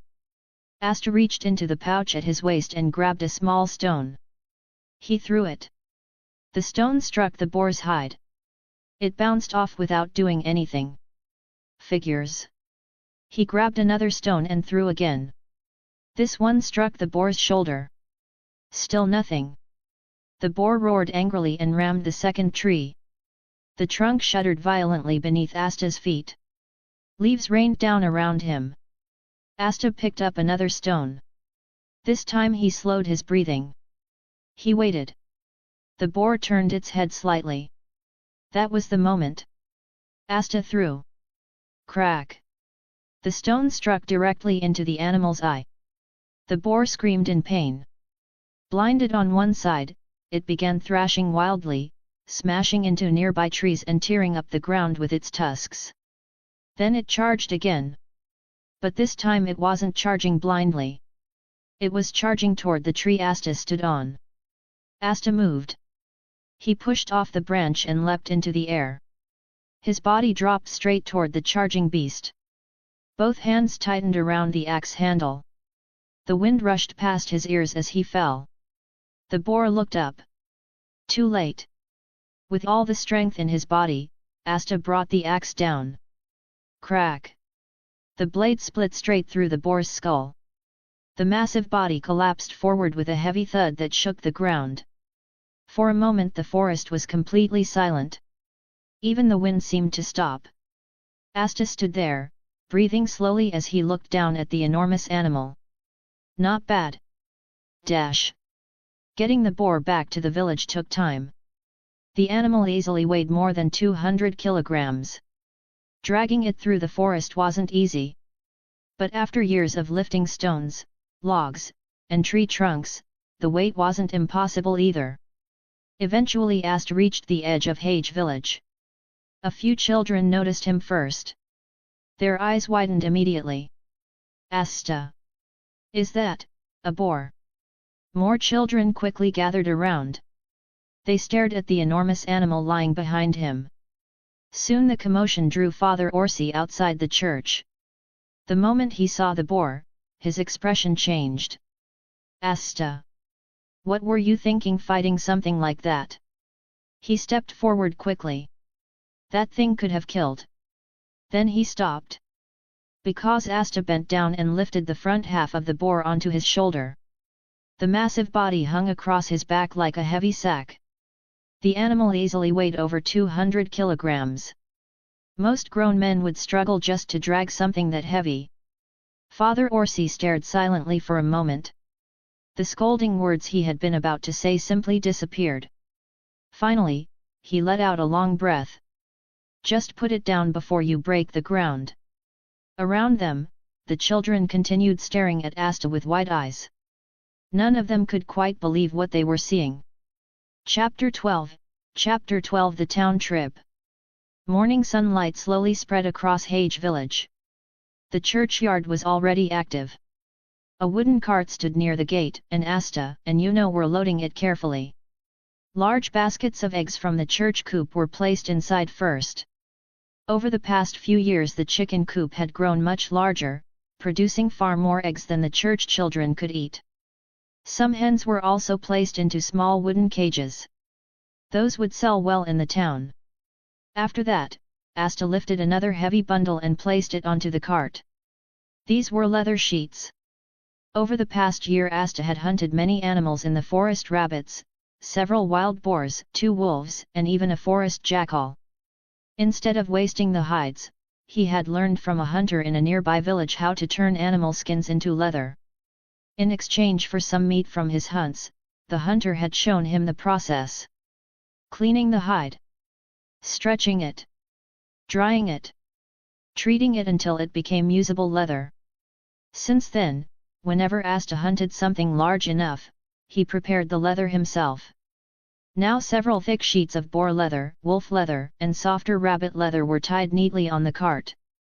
Sister Lily stepped outside holding a small cloth pouch. Wait, she said gently. She handed Yuno a small list. Flour, salt, cooking oil, and a few other things. Yuno nodded quietly and tucked the list away. Behind them, Father Orsi crossed his arms. The road is long, he said. Don't cause trouble in the town. Asta grinned. We won't. With that, the two boys began pushing the cart down the road. Dash. The trip to the town took several hours. The road stretched through open fields and patches of forest. Farmers were already working their land as the sun climbed higher in the sky. Pulling the cart wasn't difficult. Both boys were used to far heavier training. After nearly 3 hours, stone walls and tall wooden gates appeared ahead. The town. Compared to the quiet village, the town felt alive. Merchants shouted prices. Blacksmith hammers rang loudly from workshops. People moved between stalls carrying sacks, baskets, and crates. Asta and Yuno guided the cart into the market square. The eggs sold quickly. Fresh eggs from village farms were always valuable. By the time the last basket was counted, the merchant paid 18 silver coins.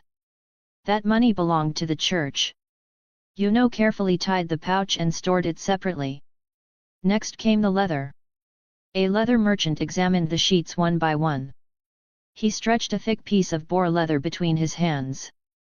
Then he looked at Asta. You prepared these yourself? Yes. The merchant nodded slowly. Good quality. He thought for a moment. 20 silver. Asta didn't immediately accept. If the price is fair, I'll come here often, he said calmly. I hunt regularly. If you give good prices, I'll keep bringing leather. The merchant studied him for a moment before nodding. All right.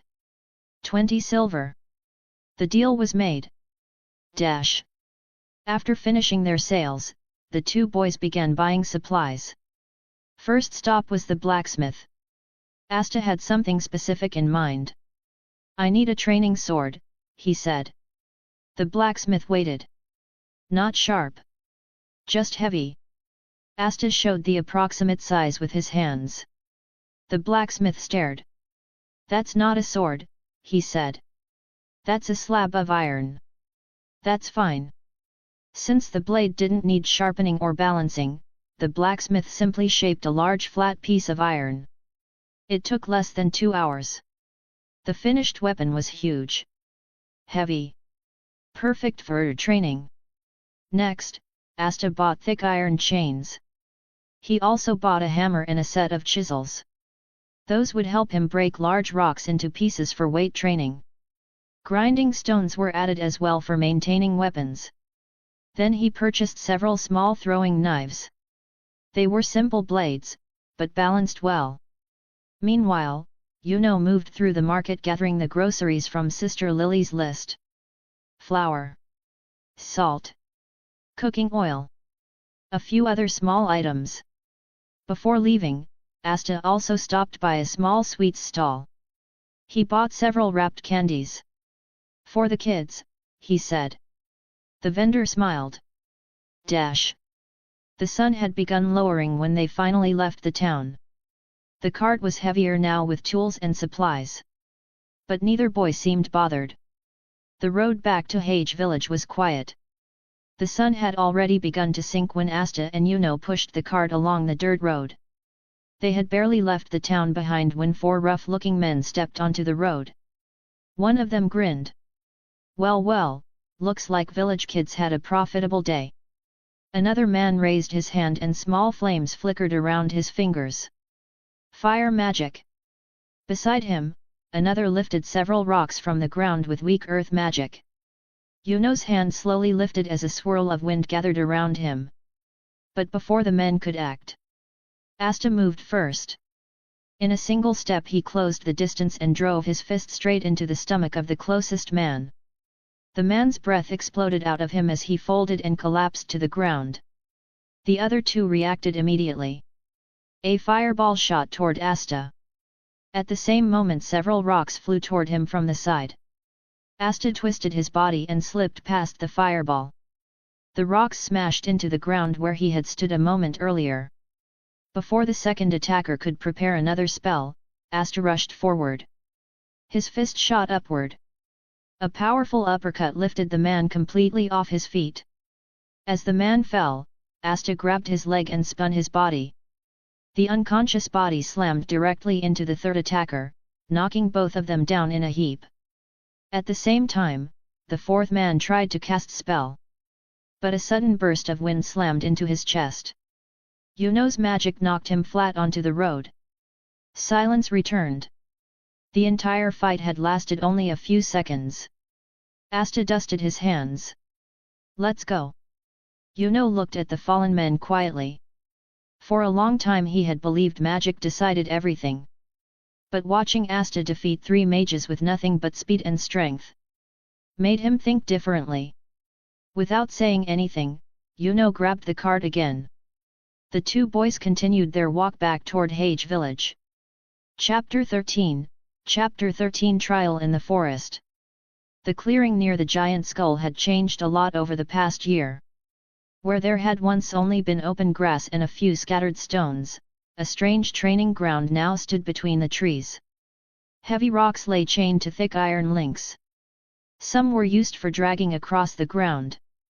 Others had been carved into crude weights using a hammer and chisel. Several tree trunks had ropes tied between them, and wooden targets hung from the ropes. When the wind moved them, the targets swung unpredictably from side to side. Throwing knives were buried in the bark of nearby trees. A few deep cuts on the trunks showed where sword training had taken place countless times. Standing in the middle of it all was Asta. He was 13 now. His body had grown taller and broader over the past year. Muscles lined his arms, shoulders, and legs in a way that no one would expect from someone his age. Heavy weights were strapped to his arms and legs. 25 kilograms each. 100 kilograms in total. Yet he moved as if the weight barely mattered. Asta finished dragging a massive stone across the clearing using an iron chain wrapped around his shoulder. The rock scraped loudly against the ground before finally stopping beside another pile of stones. He released the chain and rolled his shoulders once. Sweat ran down his back, but his breathing remained steady. Still manageable. A few minutes later he removed the weighted straps from his arms and legs. The sudden feeling of lightness made his body feel almost weightless. He flexed his fingers once, then picked up the sword leaning against a nearby rock. It was the blade he had purchased during his last trip to town. Not a masterpiece by any means, but strong enough for real combat. Asta swung it once through the air. The sound cut sharply through the clearing. He nodded slightly. Good enough. Today he wasn't here just for training. He wanted to test his strength in a real hunt. The forest deeper beyond the clearing was darker and quieter. Asta moved carefully between the trees, his steps almost silent despite the leaves and twigs on the ground. Years of training had sharpened his senses. He could hear the wind brushing against branches. The rustle of distant animals moving through bushes. The faint crack of small insects beneath tree bark. Then another sound reached him. A low growl. Asta stopped. The bushes ahead slowly parted. A wolf stepped into view. But it was far larger than a normal wolf. Its body was nearly as tall as Asta's chest, and faint red light flickered beneath the dark fur along its back. Each breath from its mouth released thin smoke. A magical beast. The wolf's eyes locked onto him instantly. Asta tightened his grip on the sword. Well, this should be interesting. The wolf lunged without warning. Its speed was explosive. Asta moved the moment it jumped. He twisted sideways and 2 throwing knives flashed from his hand. Both blades struck the wolf's shoulder. Sparks burst from its fur as if the beast's hide was heated from within. The wolf barely slowed. Its jaws opened wide and a short blast of fire shot forward. Asta pushed off the ground and grabbed a nearby tree branch, pulling himself upward as the flames scorched the ground beneath him. He landed lightly on the branch and immediately jumped again, moving to another tree before the wolf could reach him. The beast circled below, growling angrily. Then it leapt upward. Asta dropped from the branch at the same moment. His feet touched the ground just as the wolf landed behind him. The beast spun and charged again. This time Asta pulled an iron chain from his side. In one motion he threw the chain across the space between two trees. The wolf didn't notice. Its front legs struck the chain. The beast stumbled violently and crashed into the dirt. It roared in rage and snapped part of the chain apart with sheer strength. But that brief moment was enough. Asta was already moving. He stepped forward and drew his sword. The wolf lunged again. Fire flashed in its jaws. Asta waited until the very last second. Then he shifted his body sideways. The wolf rushed past him. Asta's feet planted firmly on the ground. His entire body rotated in one smooth motion. Legs, hips, shoulders. All of the force traveled through his arms into the blade. The sword cut through the air. One clean horizontal strike. The blade slashed across the wolf's neck. The beast stumbled forward several steps before collapsing heavily onto the forest floor. Silence returned. Asta stood still for a moment, catching his breath. Then he lowered the sword. Still not enough. He looked down at the fallen wolf. Even after all these years of training, he knew stronger enemies existed in this world. Much stronger. But this was progress. Asta lifted the body of the wolf onto his shoulders. The weight was heavy, but nothing he couldn't carry. He had just taken a few steps toward the direction of the village when the forest suddenly went silent.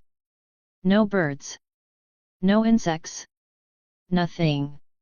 A moment later the bushes behind him exploded violently. Asta immediately dropped the wolf's body and spun around. 5 shapes emerged from the trees. Wolves. The same kind of magical wolf he had just killed. But these were alive and angry. Their eyes glowed faintly in the shadows, and thin smoke curled from their jaws. One stepped forward. It was larger than the others. Much larger. Its shoulders were broad, its fur darker, and the glow beneath its skin burned like embers under coal. The pack slowly spread out. They were surrounding him. Asta tightened his grip on the sword. A pack, figures. One wolf suddenly lunged from the left. At the same moment another attacked from behind. Asta jumped back and swung his sword, forcing the first wolf to retreat, but the second one slipped past his guard. Its jaws slammed into his shoulder. The bite burned. Fire erupted from its fangs. Tch. Asta drove his elbow into the wolf's skull and kicked it away, but the heat from the bite had already scorched part of his shoulder. The wolf landed and growled again, flames flickering between its teeth. The large wolf stepped forward slowly. Then suddenly its jaws opened wide. Flames erupted outward like a short flamethrower. Asta twisted away and sprinted between 2 trees. The fire blast barely missed him. But the heat caught his back as he moved. Pain burned across his shoulder and back, but he ignored it. Behind him the pack began chasing. Branches snapped as they ran through the forest. Asta leapt onto a tree trunk and pushed himself upward, grabbing a branch and jumping to the next tree. One wolf jumped after him. Asta threw a knife downward. The blade struck the wolf's eye. The beast collapsed with a howl. 4 wolves remained. The pack leader burst through a bush ahead, cutting off his path. Its mouth was already glowing. Asta changed direction instantly. The leader wolf unleashed another blast of fire as he moved. The flames grazed his back this time. The heat stung fiercely. But Asta didn't slow. He sprinted downhill through the forest, weaving between trees. The wolves chased relentlessly. One leapt and nearly caught his leg. Asta grabbed an iron chain from his belt and swung it behind him. The chain wrapped briefly around the wolf's legs, tripping it long enough for him to gain distance. But the leader kept coming. Its paws thundered through the forest as flames flickered around its mouth again. Asta could hear water now. A river. The sound grew louder with every step. He burst through the final line of trees and saw the rushing water ahead. The river was wide and the current strong. Perfect. Asta sprinted straight toward it. Behind him the wolves were closing the distance. The leader lunged. Flames exploded from its jaws. Asta jumped forward. The fire grazed his back as he dove into the river. Cold water swallowed him instantly. The current pulled him downstream. On the riverbank the wolves skidded to a halt, growling furiously. They paced along the edge but didn't follow. Asta let the river carry him several hundred meters before grabbing a rock and pulling himself out. He climbed onto the riverbank and lay there for a moment, breathing heavily. Cold water dripped from his clothes while the evening wind cooled the burns on his back. His shoulder throbbed where the wolf's fire fangs had bitten him. The skin there was scorched and red, and the flames from the pack leader had left a long burn across his back. Asta slowly pushed himself up. Yeah, that was reckless. He looked back toward the direction of the forest. The wolves had long disappeared into the trees. For a moment he stood there quietly, replaying the fight in his mind. The first wolf had been easy. But the pack had nearly overwhelmed him. Magical beasts were far more dangerous when they hunted together. Asta wiped water from his face and picked up his sword. Next time. He looked toward the dark forest again. I'll bring more chains. With that he began walking back toward Hage village. Night had already fallen by the time Asta reached the church. Light from the windows spilled onto the ground outside, and the quiet sounds of the children talking inside drifted through the air. The moment he stepped into the yard, the door opened. Sister Lily stepped outside. She stopped immediately when she saw him. Asta. His clothes were torn. Burn marks covered his back and shoulder. Soot still clung to parts of his shirt. What happened to you? Asta scratched the back of his head. Ran into a pack of magical wolves. Her expression immediately sharpened. A pack.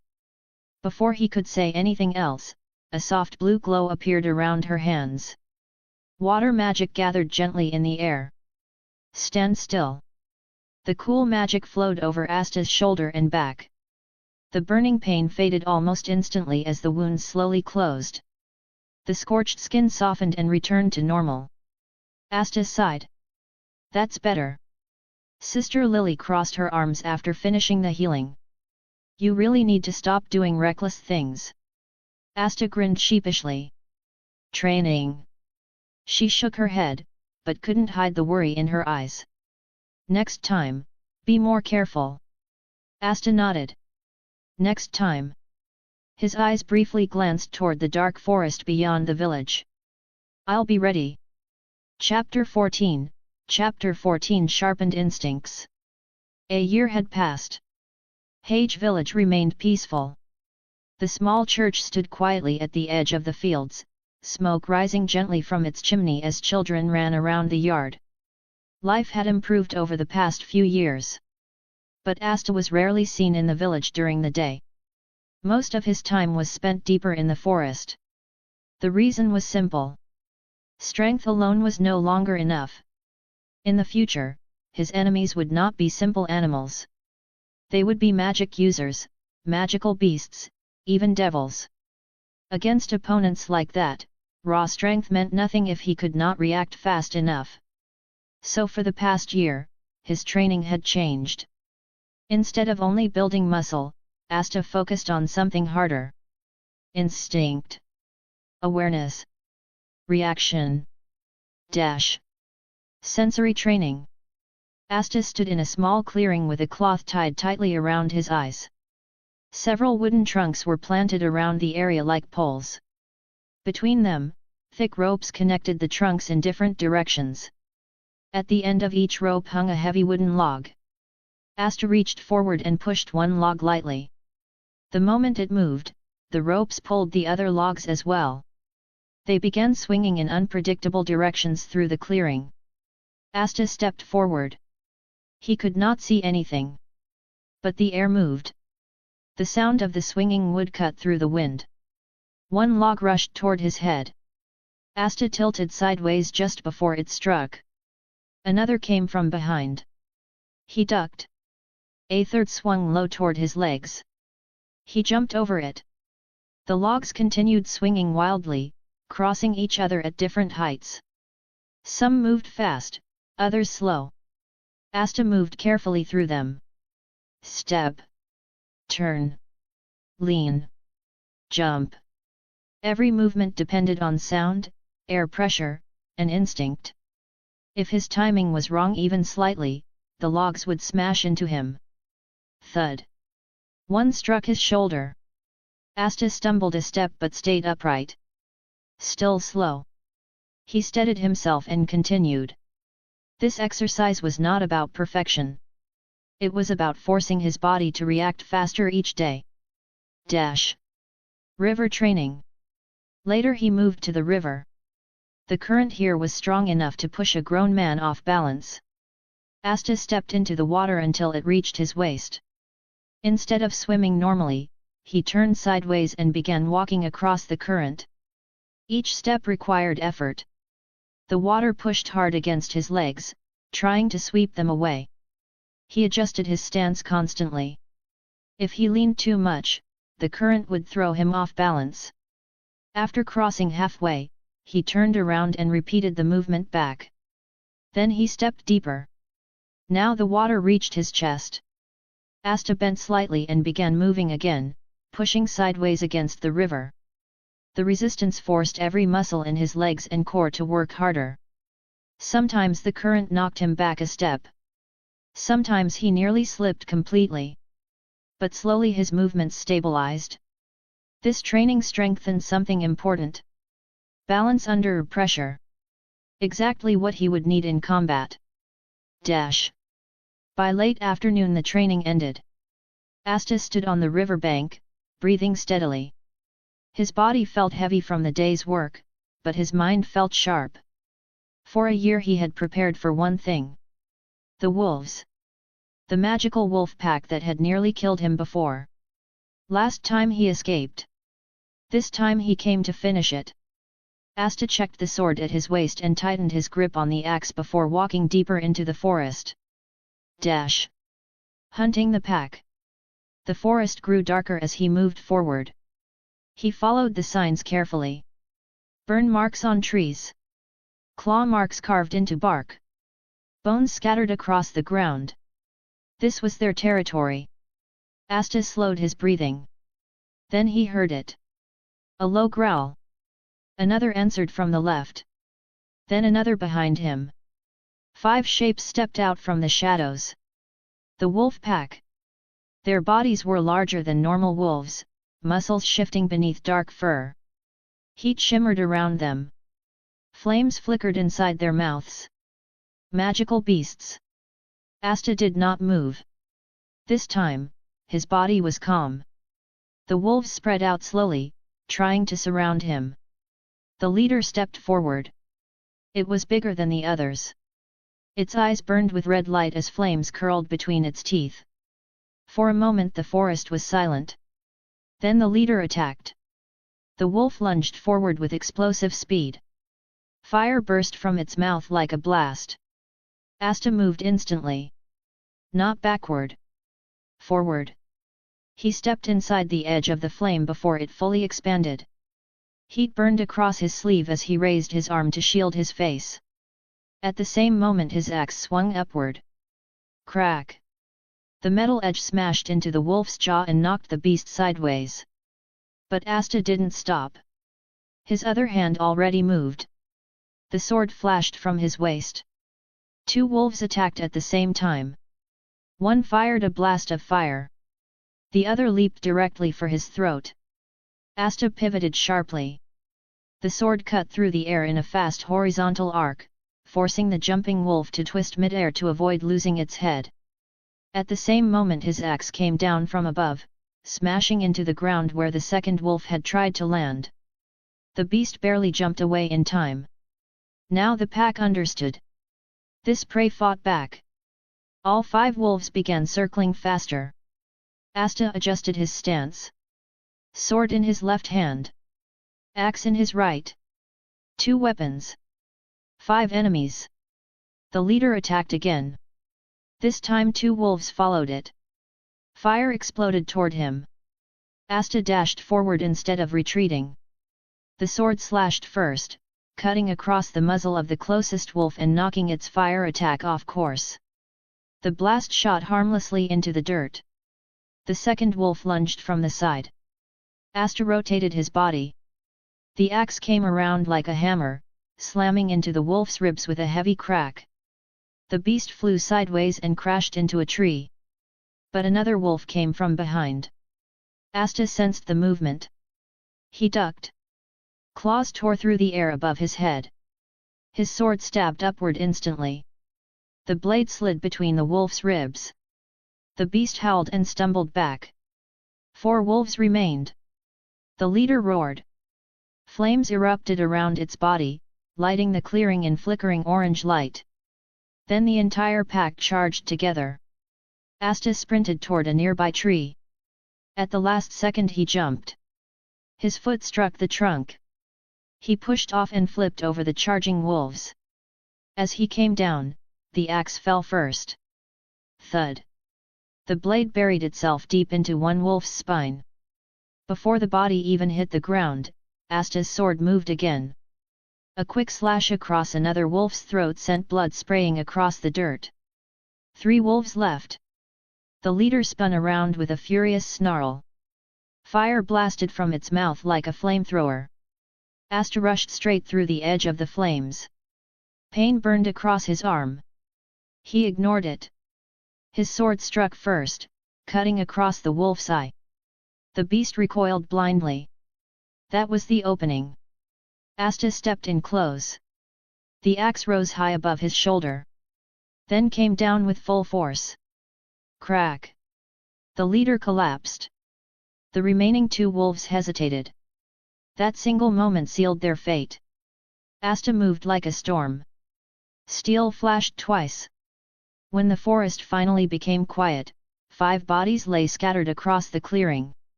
Asta stood in the center of it, breathing heavily. Burn marks covered his sleeve. Cuts lined his arms. But he was still standing. And the wolf pack was gone. Asta wiped sweat from his face and looked down at the bodies. Now that's better. Chapter 15, Chapter 15 The Turning Point. The Grimoire Tower stood at the edge of Hage village, its tall stone structure filled with rows upon rows of ancient books resting quietly on wooden shelves. Every child who had reached the age of 15 had gathered inside, filling the hall with restless energy as whispers and low conversations spread through the crowd. This was the day every magic user waited for. The day a grimoire would choose its owner. Among them, Asta stood calmly. Unlike the others, who shifted nervously or spoke excitedly with their friends, he remained still, his presence naturally drawing attention. His body was far more developed than anyone else his age, his build compact yet powerful, with clearly defined muscles shaped through years of relentless training. His height had already reached that of a young adult, and even without magic, he stood out in a way no one could ignore.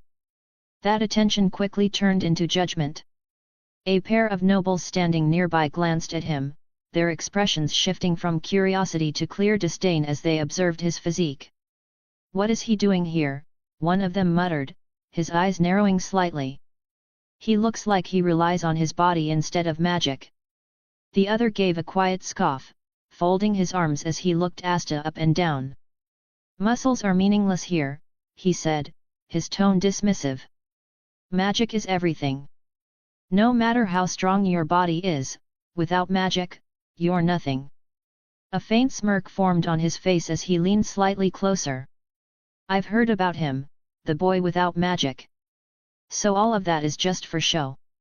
The 2 of them let out a quiet laugh, already dismissing him as someone beneath their notice. Asta didn't react. He didn't look at them, didn't respond, and didn't even acknowledge their presence. Their words passed through him without leaving any mark, his focus remaining steady as he looked toward the front of the tower. Nearby, other children were far more vocal. "I wonder what kind of grimoire I'll get. I hope it's a big one. They say thicker grimoires have more spells, right? That means stronger magic. I just want something good enough to join the Magic Knights." Their excitement filled the hall, voices overlapping as anticipation grew with every passing second. At the front, the tower master stepped forward.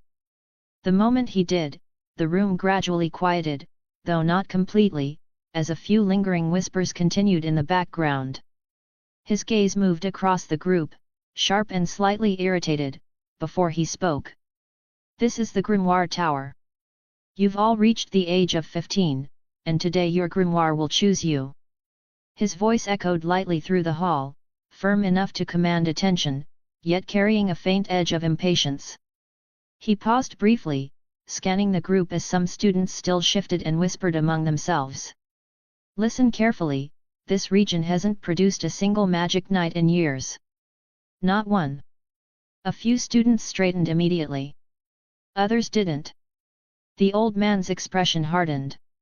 "So stop fooling around and take this seriously. This isn't some festival. A grimoire reflects your magic and your potential, so if you're aiming to become a magic knight, then stand properly and pay attention instead of embarrassing yourselves." That finally silenced the room. Even the nobles stopped talking. Then, without any further signal, it began. Grimoires lifted from the shelves. At first, only a few moved, drifting slowly into the air as if responding to something unseen. Then more followed, rising one after another until dozens of books floated through the hall, circling briefly before choosing their owners. A boy gasped as a thick grimoire stopped in front of him. "It's heavy, this is definitely a good one." Another laughed nervously as his hovered close to his hands. "It's coming, it's really coming." Across the room, others reacted in similar ways, some excited, some relieved, and some clearly proud as their grimoires chose them without hesitation. The nobles stood straighter. Confident. As expected. Then the atmosphere shifted. One grimoire moved differently. It didn't rush forward like the others, nor did it hesitate. Instead, it drifted slowly through the air, almost deliberately, before stopping in front of Yuno. When it opened, the cover revealed a four-leaf clover engraved on its surface. A four-leaf clover. Whispers spread instantly through the hall, this time filled with shock and disbelief. A four-leaf. That's the grimoire of luck. They say only those chosen by destiny receive it. Even the nobles fell silent.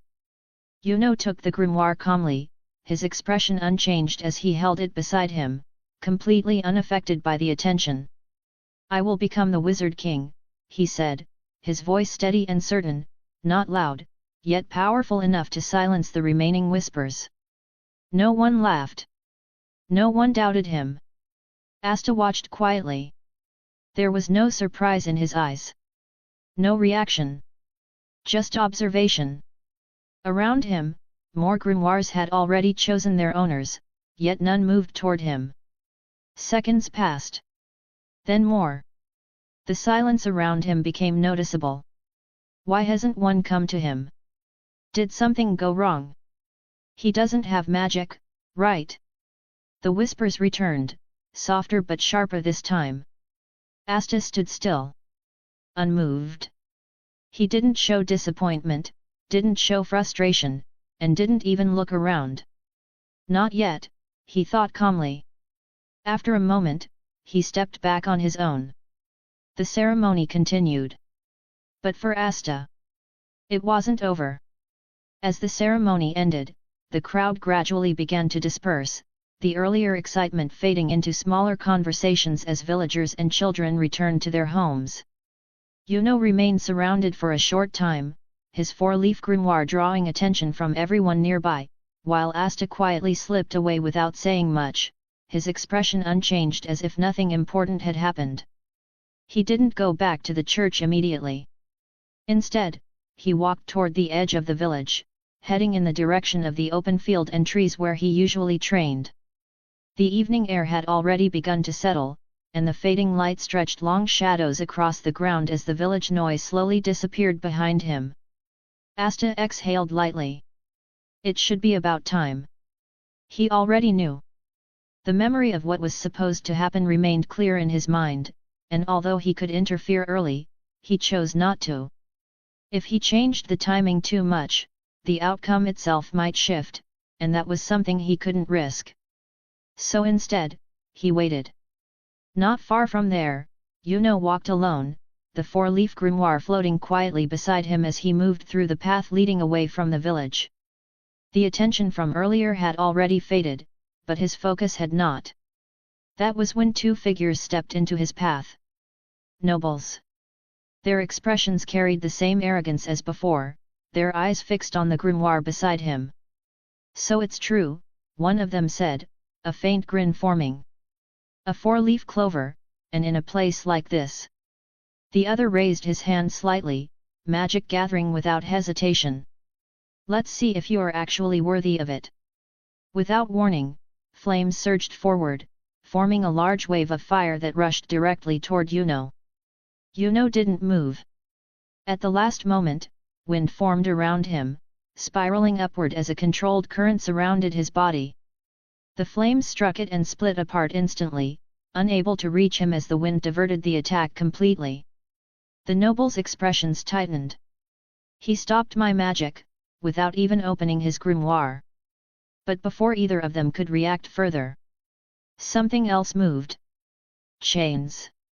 They shot from the ground silently, faster than before, circling around Yuno from multiple directions before tightening instantly. The wind broke. His movement stopped. A new presence stepped forward. Revchi. Chains wrapped around his arms as he looked at Yuno with a satisfied smile. A four-leaf grimoire. I got lucky today. The nobles froze, realizing too late that they had stepped into something beyond them. Asta moved. From the edge of the clearing, he stepped forward, his pace steady as his eyes locked onto the scene. He had already expected this, already seen it in his mind before it happened, but seeing it unfold in front of him only confirmed one thing. This was the moment. Let him go. Revchi turned, his gaze shifting toward Asta as he studied him briefly. Ah, he said, a faint smirk forming. You're that boy from earlier, aren't you? The one without a grimoire. His eyes narrowed slightly. They were saying you don't even have magic. He gave a quiet laugh. Then you should stay back, unless you want to end up like him. Asta didn't stop. He stepped forward. The chains reacted instantly. They shot toward him from the ground, fast and precise, aiming to bind him the same way they had trapped Yuno. Asta shifted his body and avoided the first strike, stepped past the second, and pushed forward again, his movements sharp as he forced his way closer. Revchi's expression changed slightly. You're fast. More chains rose. Faster. Denser. Asta kept moving, slipping through the gaps, adjusting his steps, closing the distance little by little, but as he got closer, the chains spread wider, forming a tightening zone around him. The space closed rapidly, forcing him to step back out before the trap could lock completely. Revchi clicked his tongue. You can't even get close, he said coldly. What's the point of all that training? That body, all that effort, and you still can't land a single hit. The chains surged again. This time they didn't give him space. They wrapped around him. Locked him in place. Asta's movement stopped. The pressure tightened around his arms and torso, forcing him down just like Yuno. Revchi stepped forward slightly. In this world, magic decides everything, he said. Without it, you're nothing. For a moment, Asta lowered his head. Silent. Then. I don't need magic. His voice was calm. Unshaken. Revchi frowned. What? Asta raised his head slowly, his eyes steady. I've got something better. Behind him. A grimoire appeared. Black. Heavy. Different.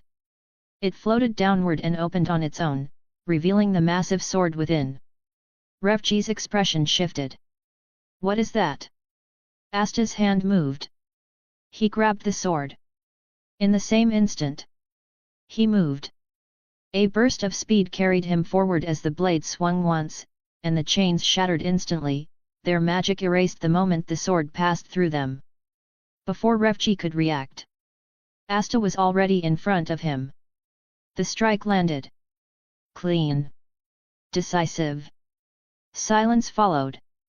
The chains collapsed, lifeless, their magic gone, while Revchi froze in place, unable to process what had just happened.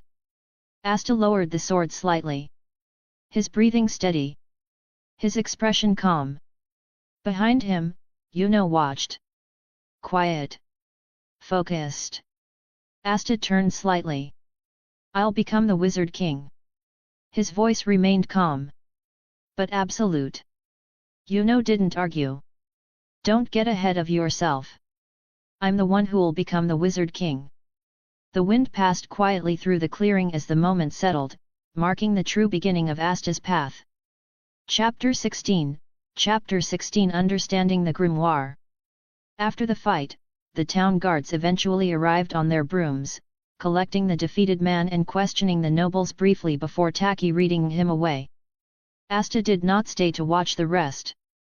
Once it was clear everything had ended, he simply returned to the church, cleaned himself quietly, and lay down to sleep without explaining anything. The night after the incident passed quietly, just as Asta had expected. The next morning, the church returned to its usual rhythm, but there was a subtle difference in the atmosphere. Some of the children whispered about what had happened, while others stole glances toward Asta, trying to confirm the rumors they had heard. Sister Lily noticed it too. More importantly, she noticed Asta. He was calm. Too calm for someone who had gone through something like that. As breakfast continued, she finally spoke, her voice softer than usual. Asta, about yesterday, what exactly happened? Asta paused for a moment before answering, not because he didn't want to reply, but because he didn't see the need to explain everything. It's handled, he said simply, continuing to eat. That answer didn't satisfy her. Her brows drew together slightly as she looked at him more carefully. They said there was a fight, and that someone dangerous was involved. And during the ceremony, she hesitated for a brief moment. You didn't receive a grimoire. Asta placed his hand down calmly. Then, without Maki reading it dramatic, he focused for a moment. The black grimoire rose slightly from beside him and settled into his hand. Sister Lily froze. Her eyes widened as she looked at it properly for the first time. That's yours. Asta nodded once. She leaned slightly closer, studying it with visible confusion. The grimoire didn't resemble anything she had seen before. It lacked the usual design, lacked the presence of mana, and more than anything, it felt heavy, in a way that didn't match its appearance. I've never seen one like this before, she said slowly. Asta gave a small shrug. Neither have I. There was a short silence between them. Then her expression softened, the worry in her eyes easing just a little. But you got one, she said quietly. Asta nodded again. That's enough. Even if she didn't understand it, that answer was enough for her to accept, at least for now. Later that day, Asta left for the forest. The grimoire did not remain behind. It stayed with him. Not in his hands, not carried like a normal object, but always present. When he focused on it, it rose from wherever it rested and came to his side as if it had always been meant to be there. When he stopped thinking reading about it, it remained nearby, hovering just enough to follow his movement without effort. That alone raised questions.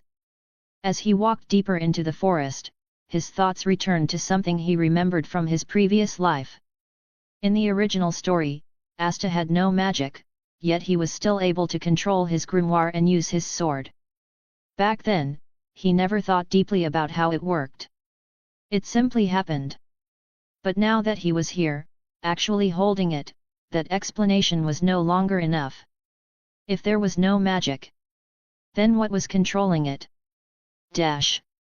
He stopped in a clearing and turned toward the grimoire. It responded instantly, floating slightly closer as if acknowledging his attention. Let's test it properly, he muttered. He focused. The grimoire opened. Not because he touched it. Not because of mana. But because he intended it to. That detail alone confirmed something important.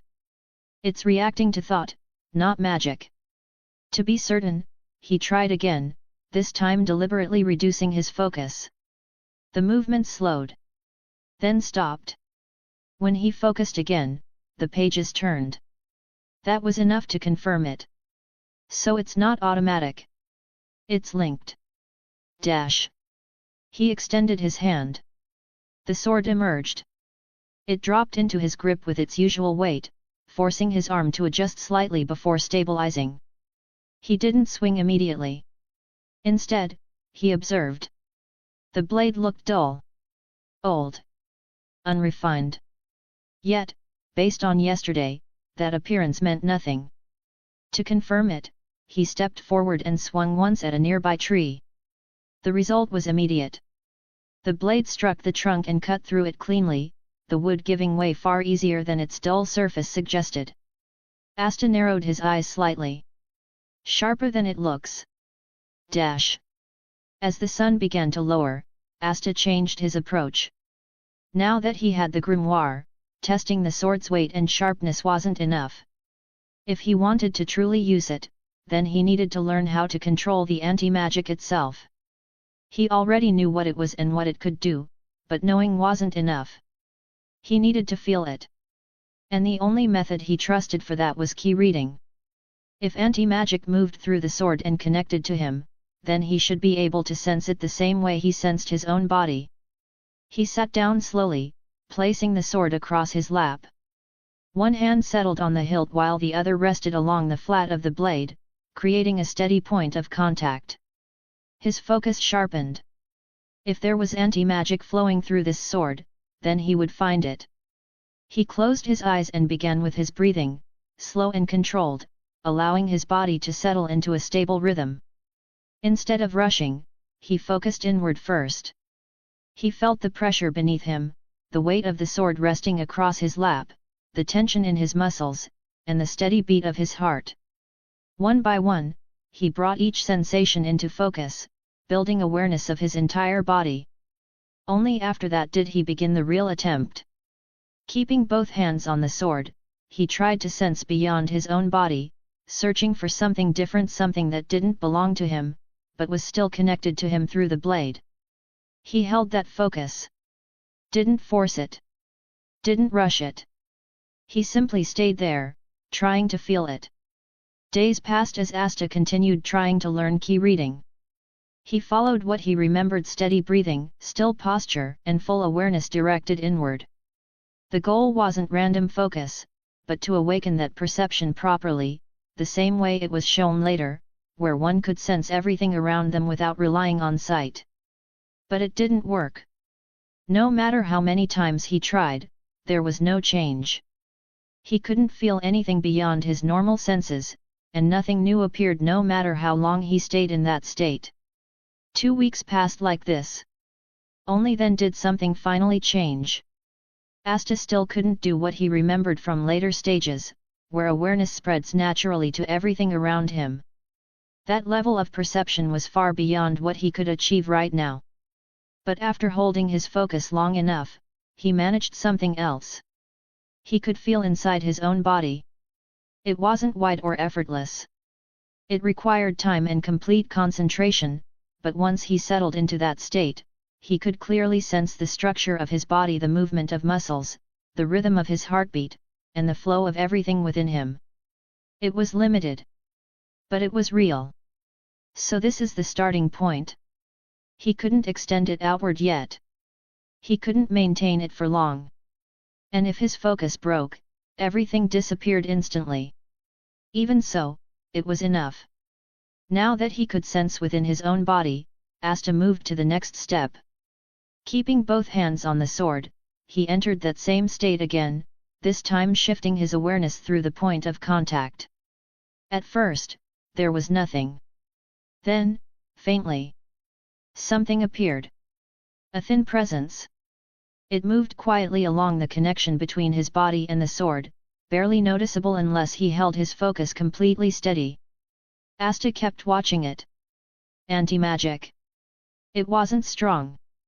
It didn't spread. It didn't respond. It simply existed, flowing in a narrow path inside him. He tried to control it. Nothing happened. He tried to increase it. Still nothing.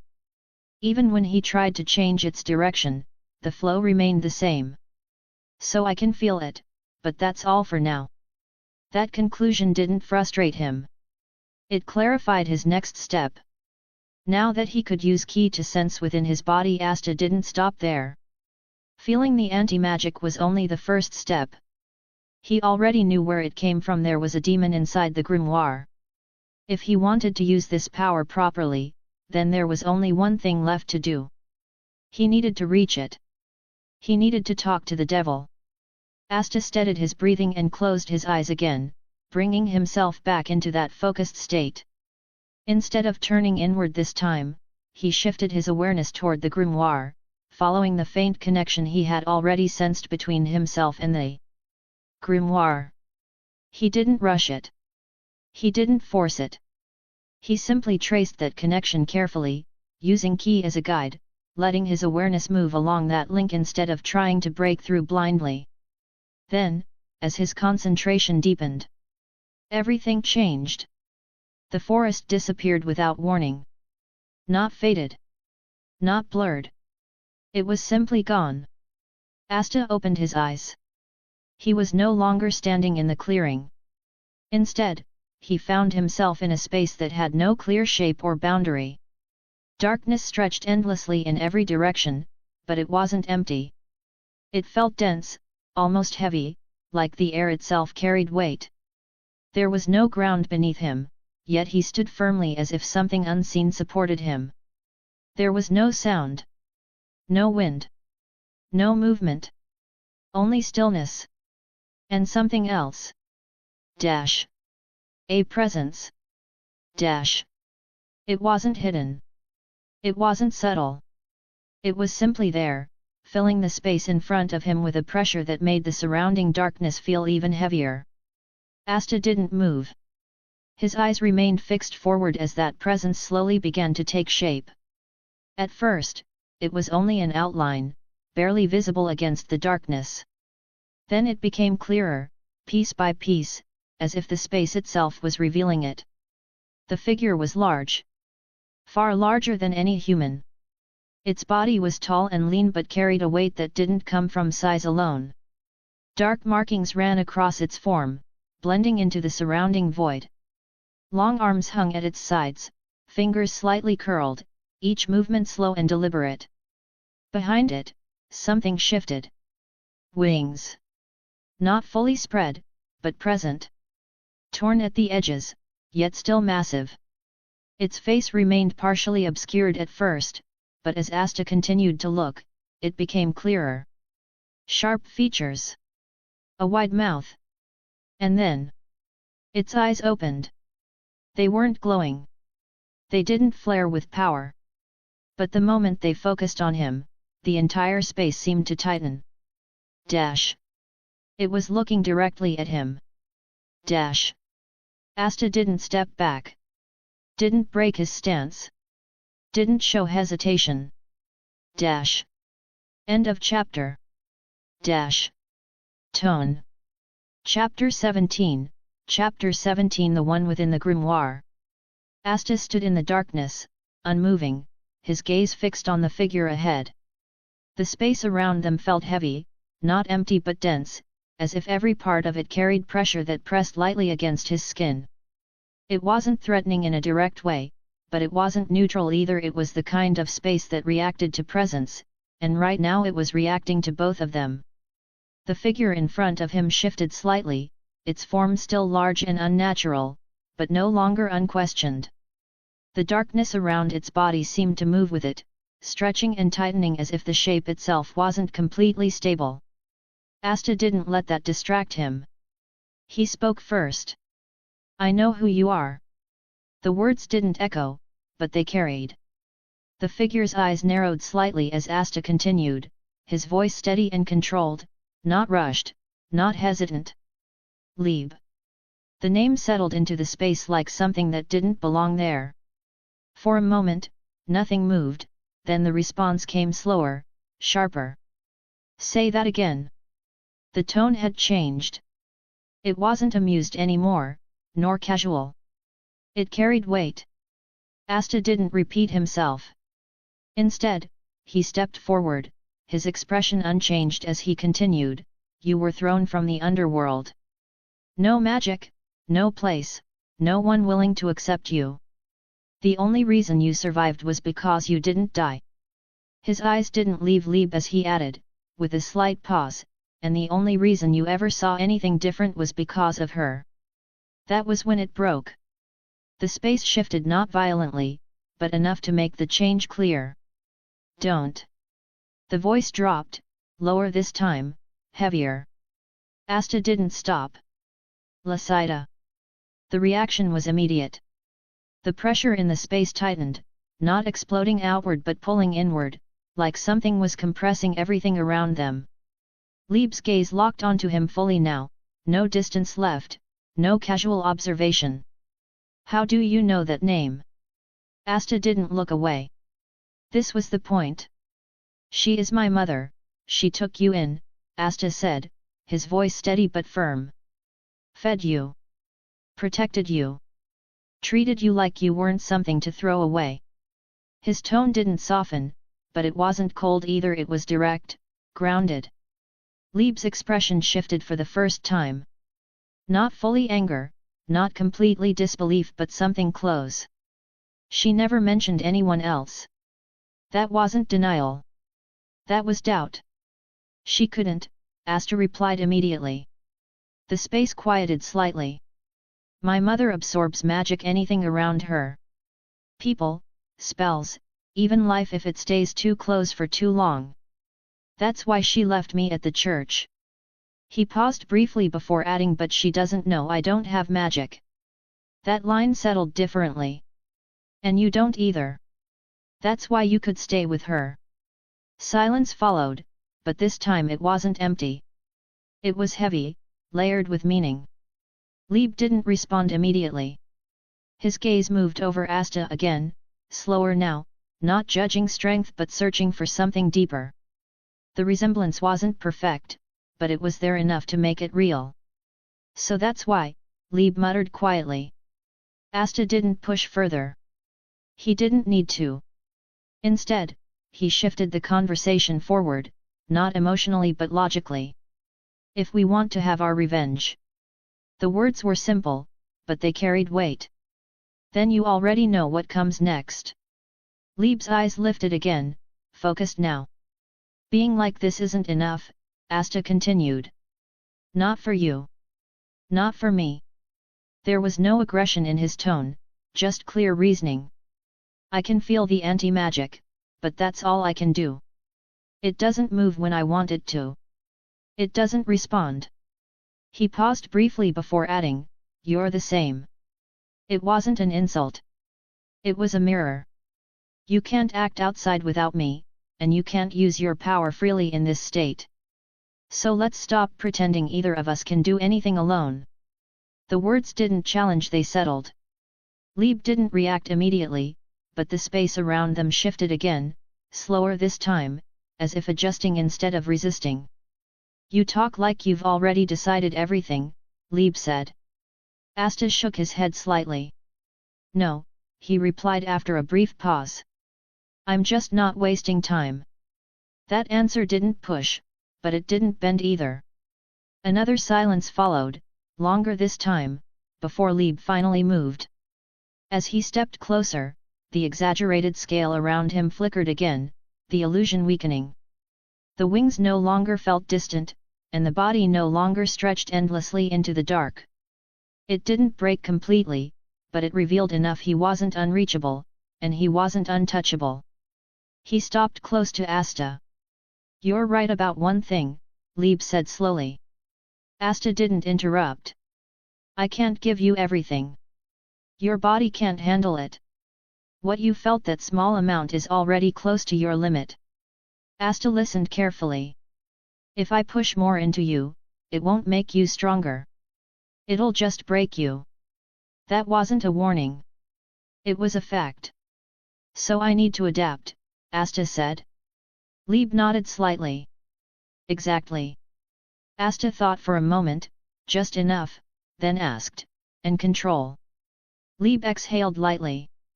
I can help you with that, he said. Asta's eyes sharpened slightly. But not much, Lieb added. I'm sealed here. I can guide the flow, help you understand how it should move, but the actual control depends on you. Asta absorbed that without hesitation. The grimoire connects us, Lieb continued. Your thoughts reach it. That's why you can call the sword, why you can touch the anti-magic at all. If you refine that connection, you'll gain better control. Asta nodded once. That was enough. Then we start there. For a moment, neither of them spoke.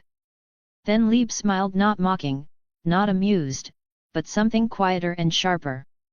Let's see how far you can go. The darkness around them shifted again, not collapsing or breaking, but settling like something had finally begun. The moment Asta opened his eyes, the forest returned. The weight of the real world settled back onto his body, replacing the strange pressure of that inner space. The sounds came first: the rustle of leaves, distant insects, the faint movement of wind through branches. Then the feeling of the ground beneath him, solid and familiar. But something had changed. Not outside. Inside. Asta remained where he stood after returning, letting his breathing settle as he turned his attention inward again. This time, the moment his focus shifted, he found it immediately. The anti-magic was easier to sense now, no longer something distant that required deep concentration. It felt familiar, like something his body had already adjusted to after being surrounded by it inside that space. He tightened his grip on the sword slightly and focused again, this time with intent instead of observation. The connection between him, the grimoire, and the blade felt clearer, like a thin thread that had become easier to follow. When he willed it to move, the anti-magic responded, faint but noticeable, flowing through him and toward the sword. Asta lifted the blade and focused on the edge, pushing that flow forward with a clear purpose. Instead of spreading it across the entire weapon, he directed it along the sharp side, trying to reinforce it. The metal reacted slowly at first, then thin dark lines appeared along the edge, spreading unevenly like cracks filling with ink. It didn't cover the blade, only tracing along the parts where his focus held strongest. He swung.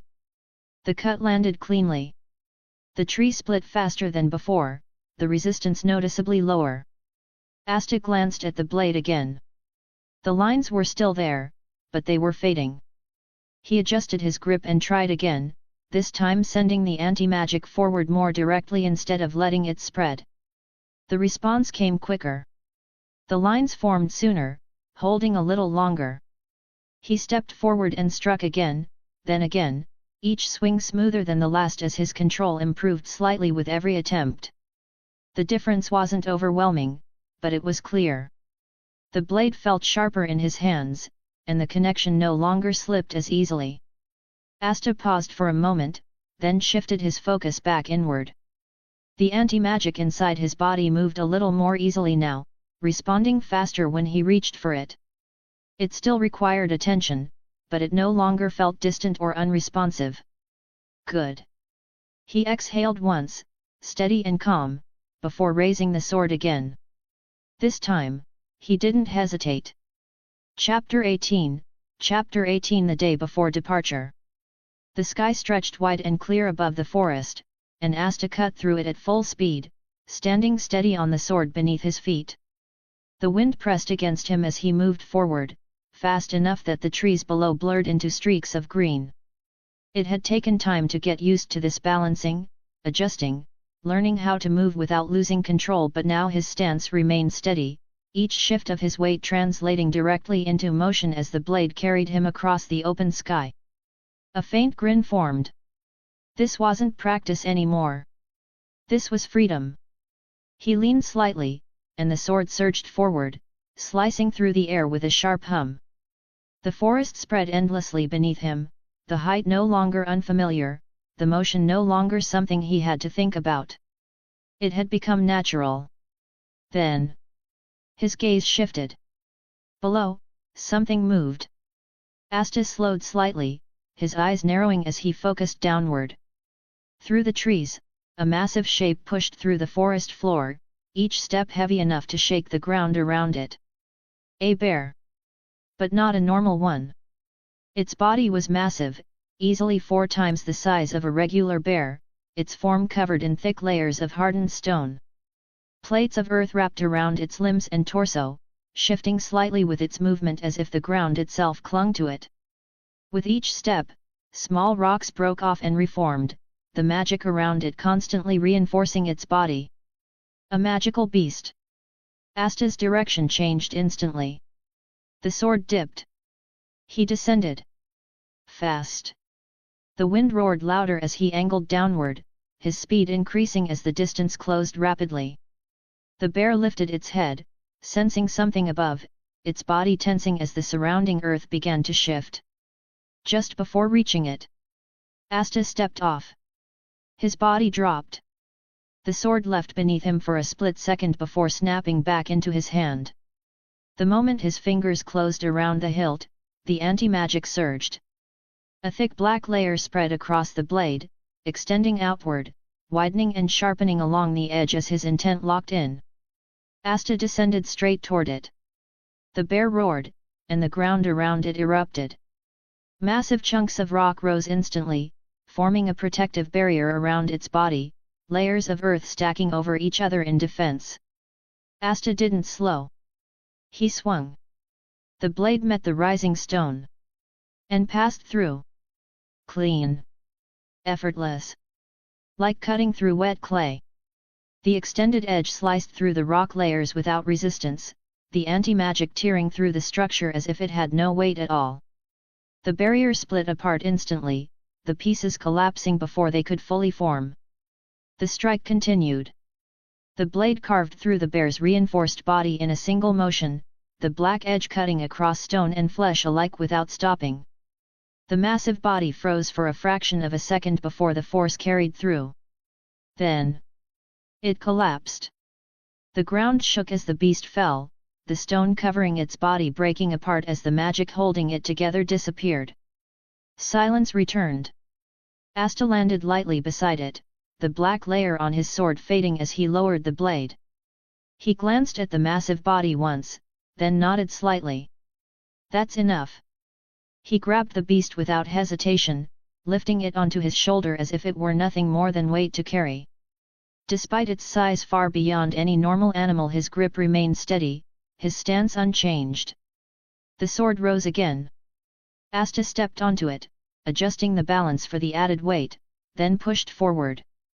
The blade lifted. And he flew. By the time he returned, the sun had begun to lower. The church stood quiet as always, but the moment Asta descended, the doors opened. Children rushed out first. Asta's back. What is that?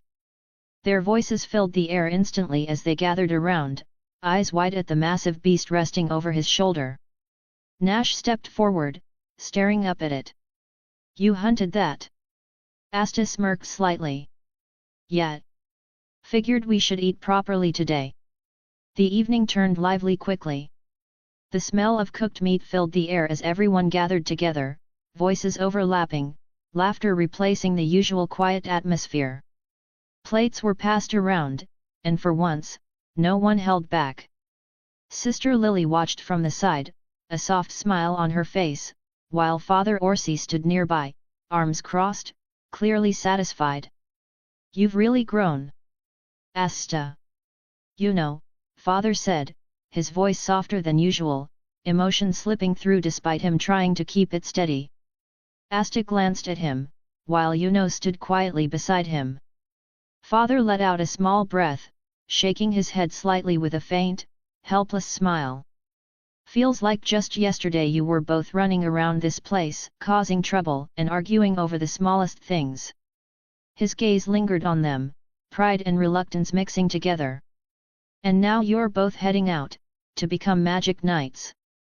Asta scratched his cheek lightly, while Yuno remained silent as always. Asta gave a faint smile, quieter than usual. We will be fine. Don't worry. Father nodded, even though his eyes said he wasn't ready to let them go. Later, as the night settled and the noise softened, the mood shifted. Everyone knew. Tomorrow. They would leave. Nash stood in front of Asta, arms crossed, trying to keep a serious expression. Don't die out there. Asta laughed lightly. Not planning to. Then his tone shifted slightly, more grounded. Take care of everyone here. Nash didn't respond immediately. Then he nodded. Yet. Sister Lily stepped forward next. You've worked hard, she said softly. Just, don't push yourself too far. Asta scratched the back of his head slightly. I'll be fine. The night passed quietly after that. Morning came. The sky was clear again. Asta stood outside the church, a small pack slung over his shoulder with the few things he needed for the journey. The others gathered behind him, quieter this time, watching without the usual noise. Yuno stood beside him, calm as always, his own things prepared, his grimoire secured at his side. For a moment, neither of them moved. Asta glanced back once, taking in the church, the people, the place he had grown up in. Then he turned forward. Let's go. Yuno stepped ahead at the same time. And together, they left. They started walking. Out of the village. Behind them. Something moved. A small bird perched on a distant branch, its dark feathers blending into the shadows. Its eyes followed Asta closely, unmoving, focused in a way that didn't belong to any normal creature. As he and Yuno disappeared down the path, it took flight silently, following them. New chapter is coming soon. Write a review.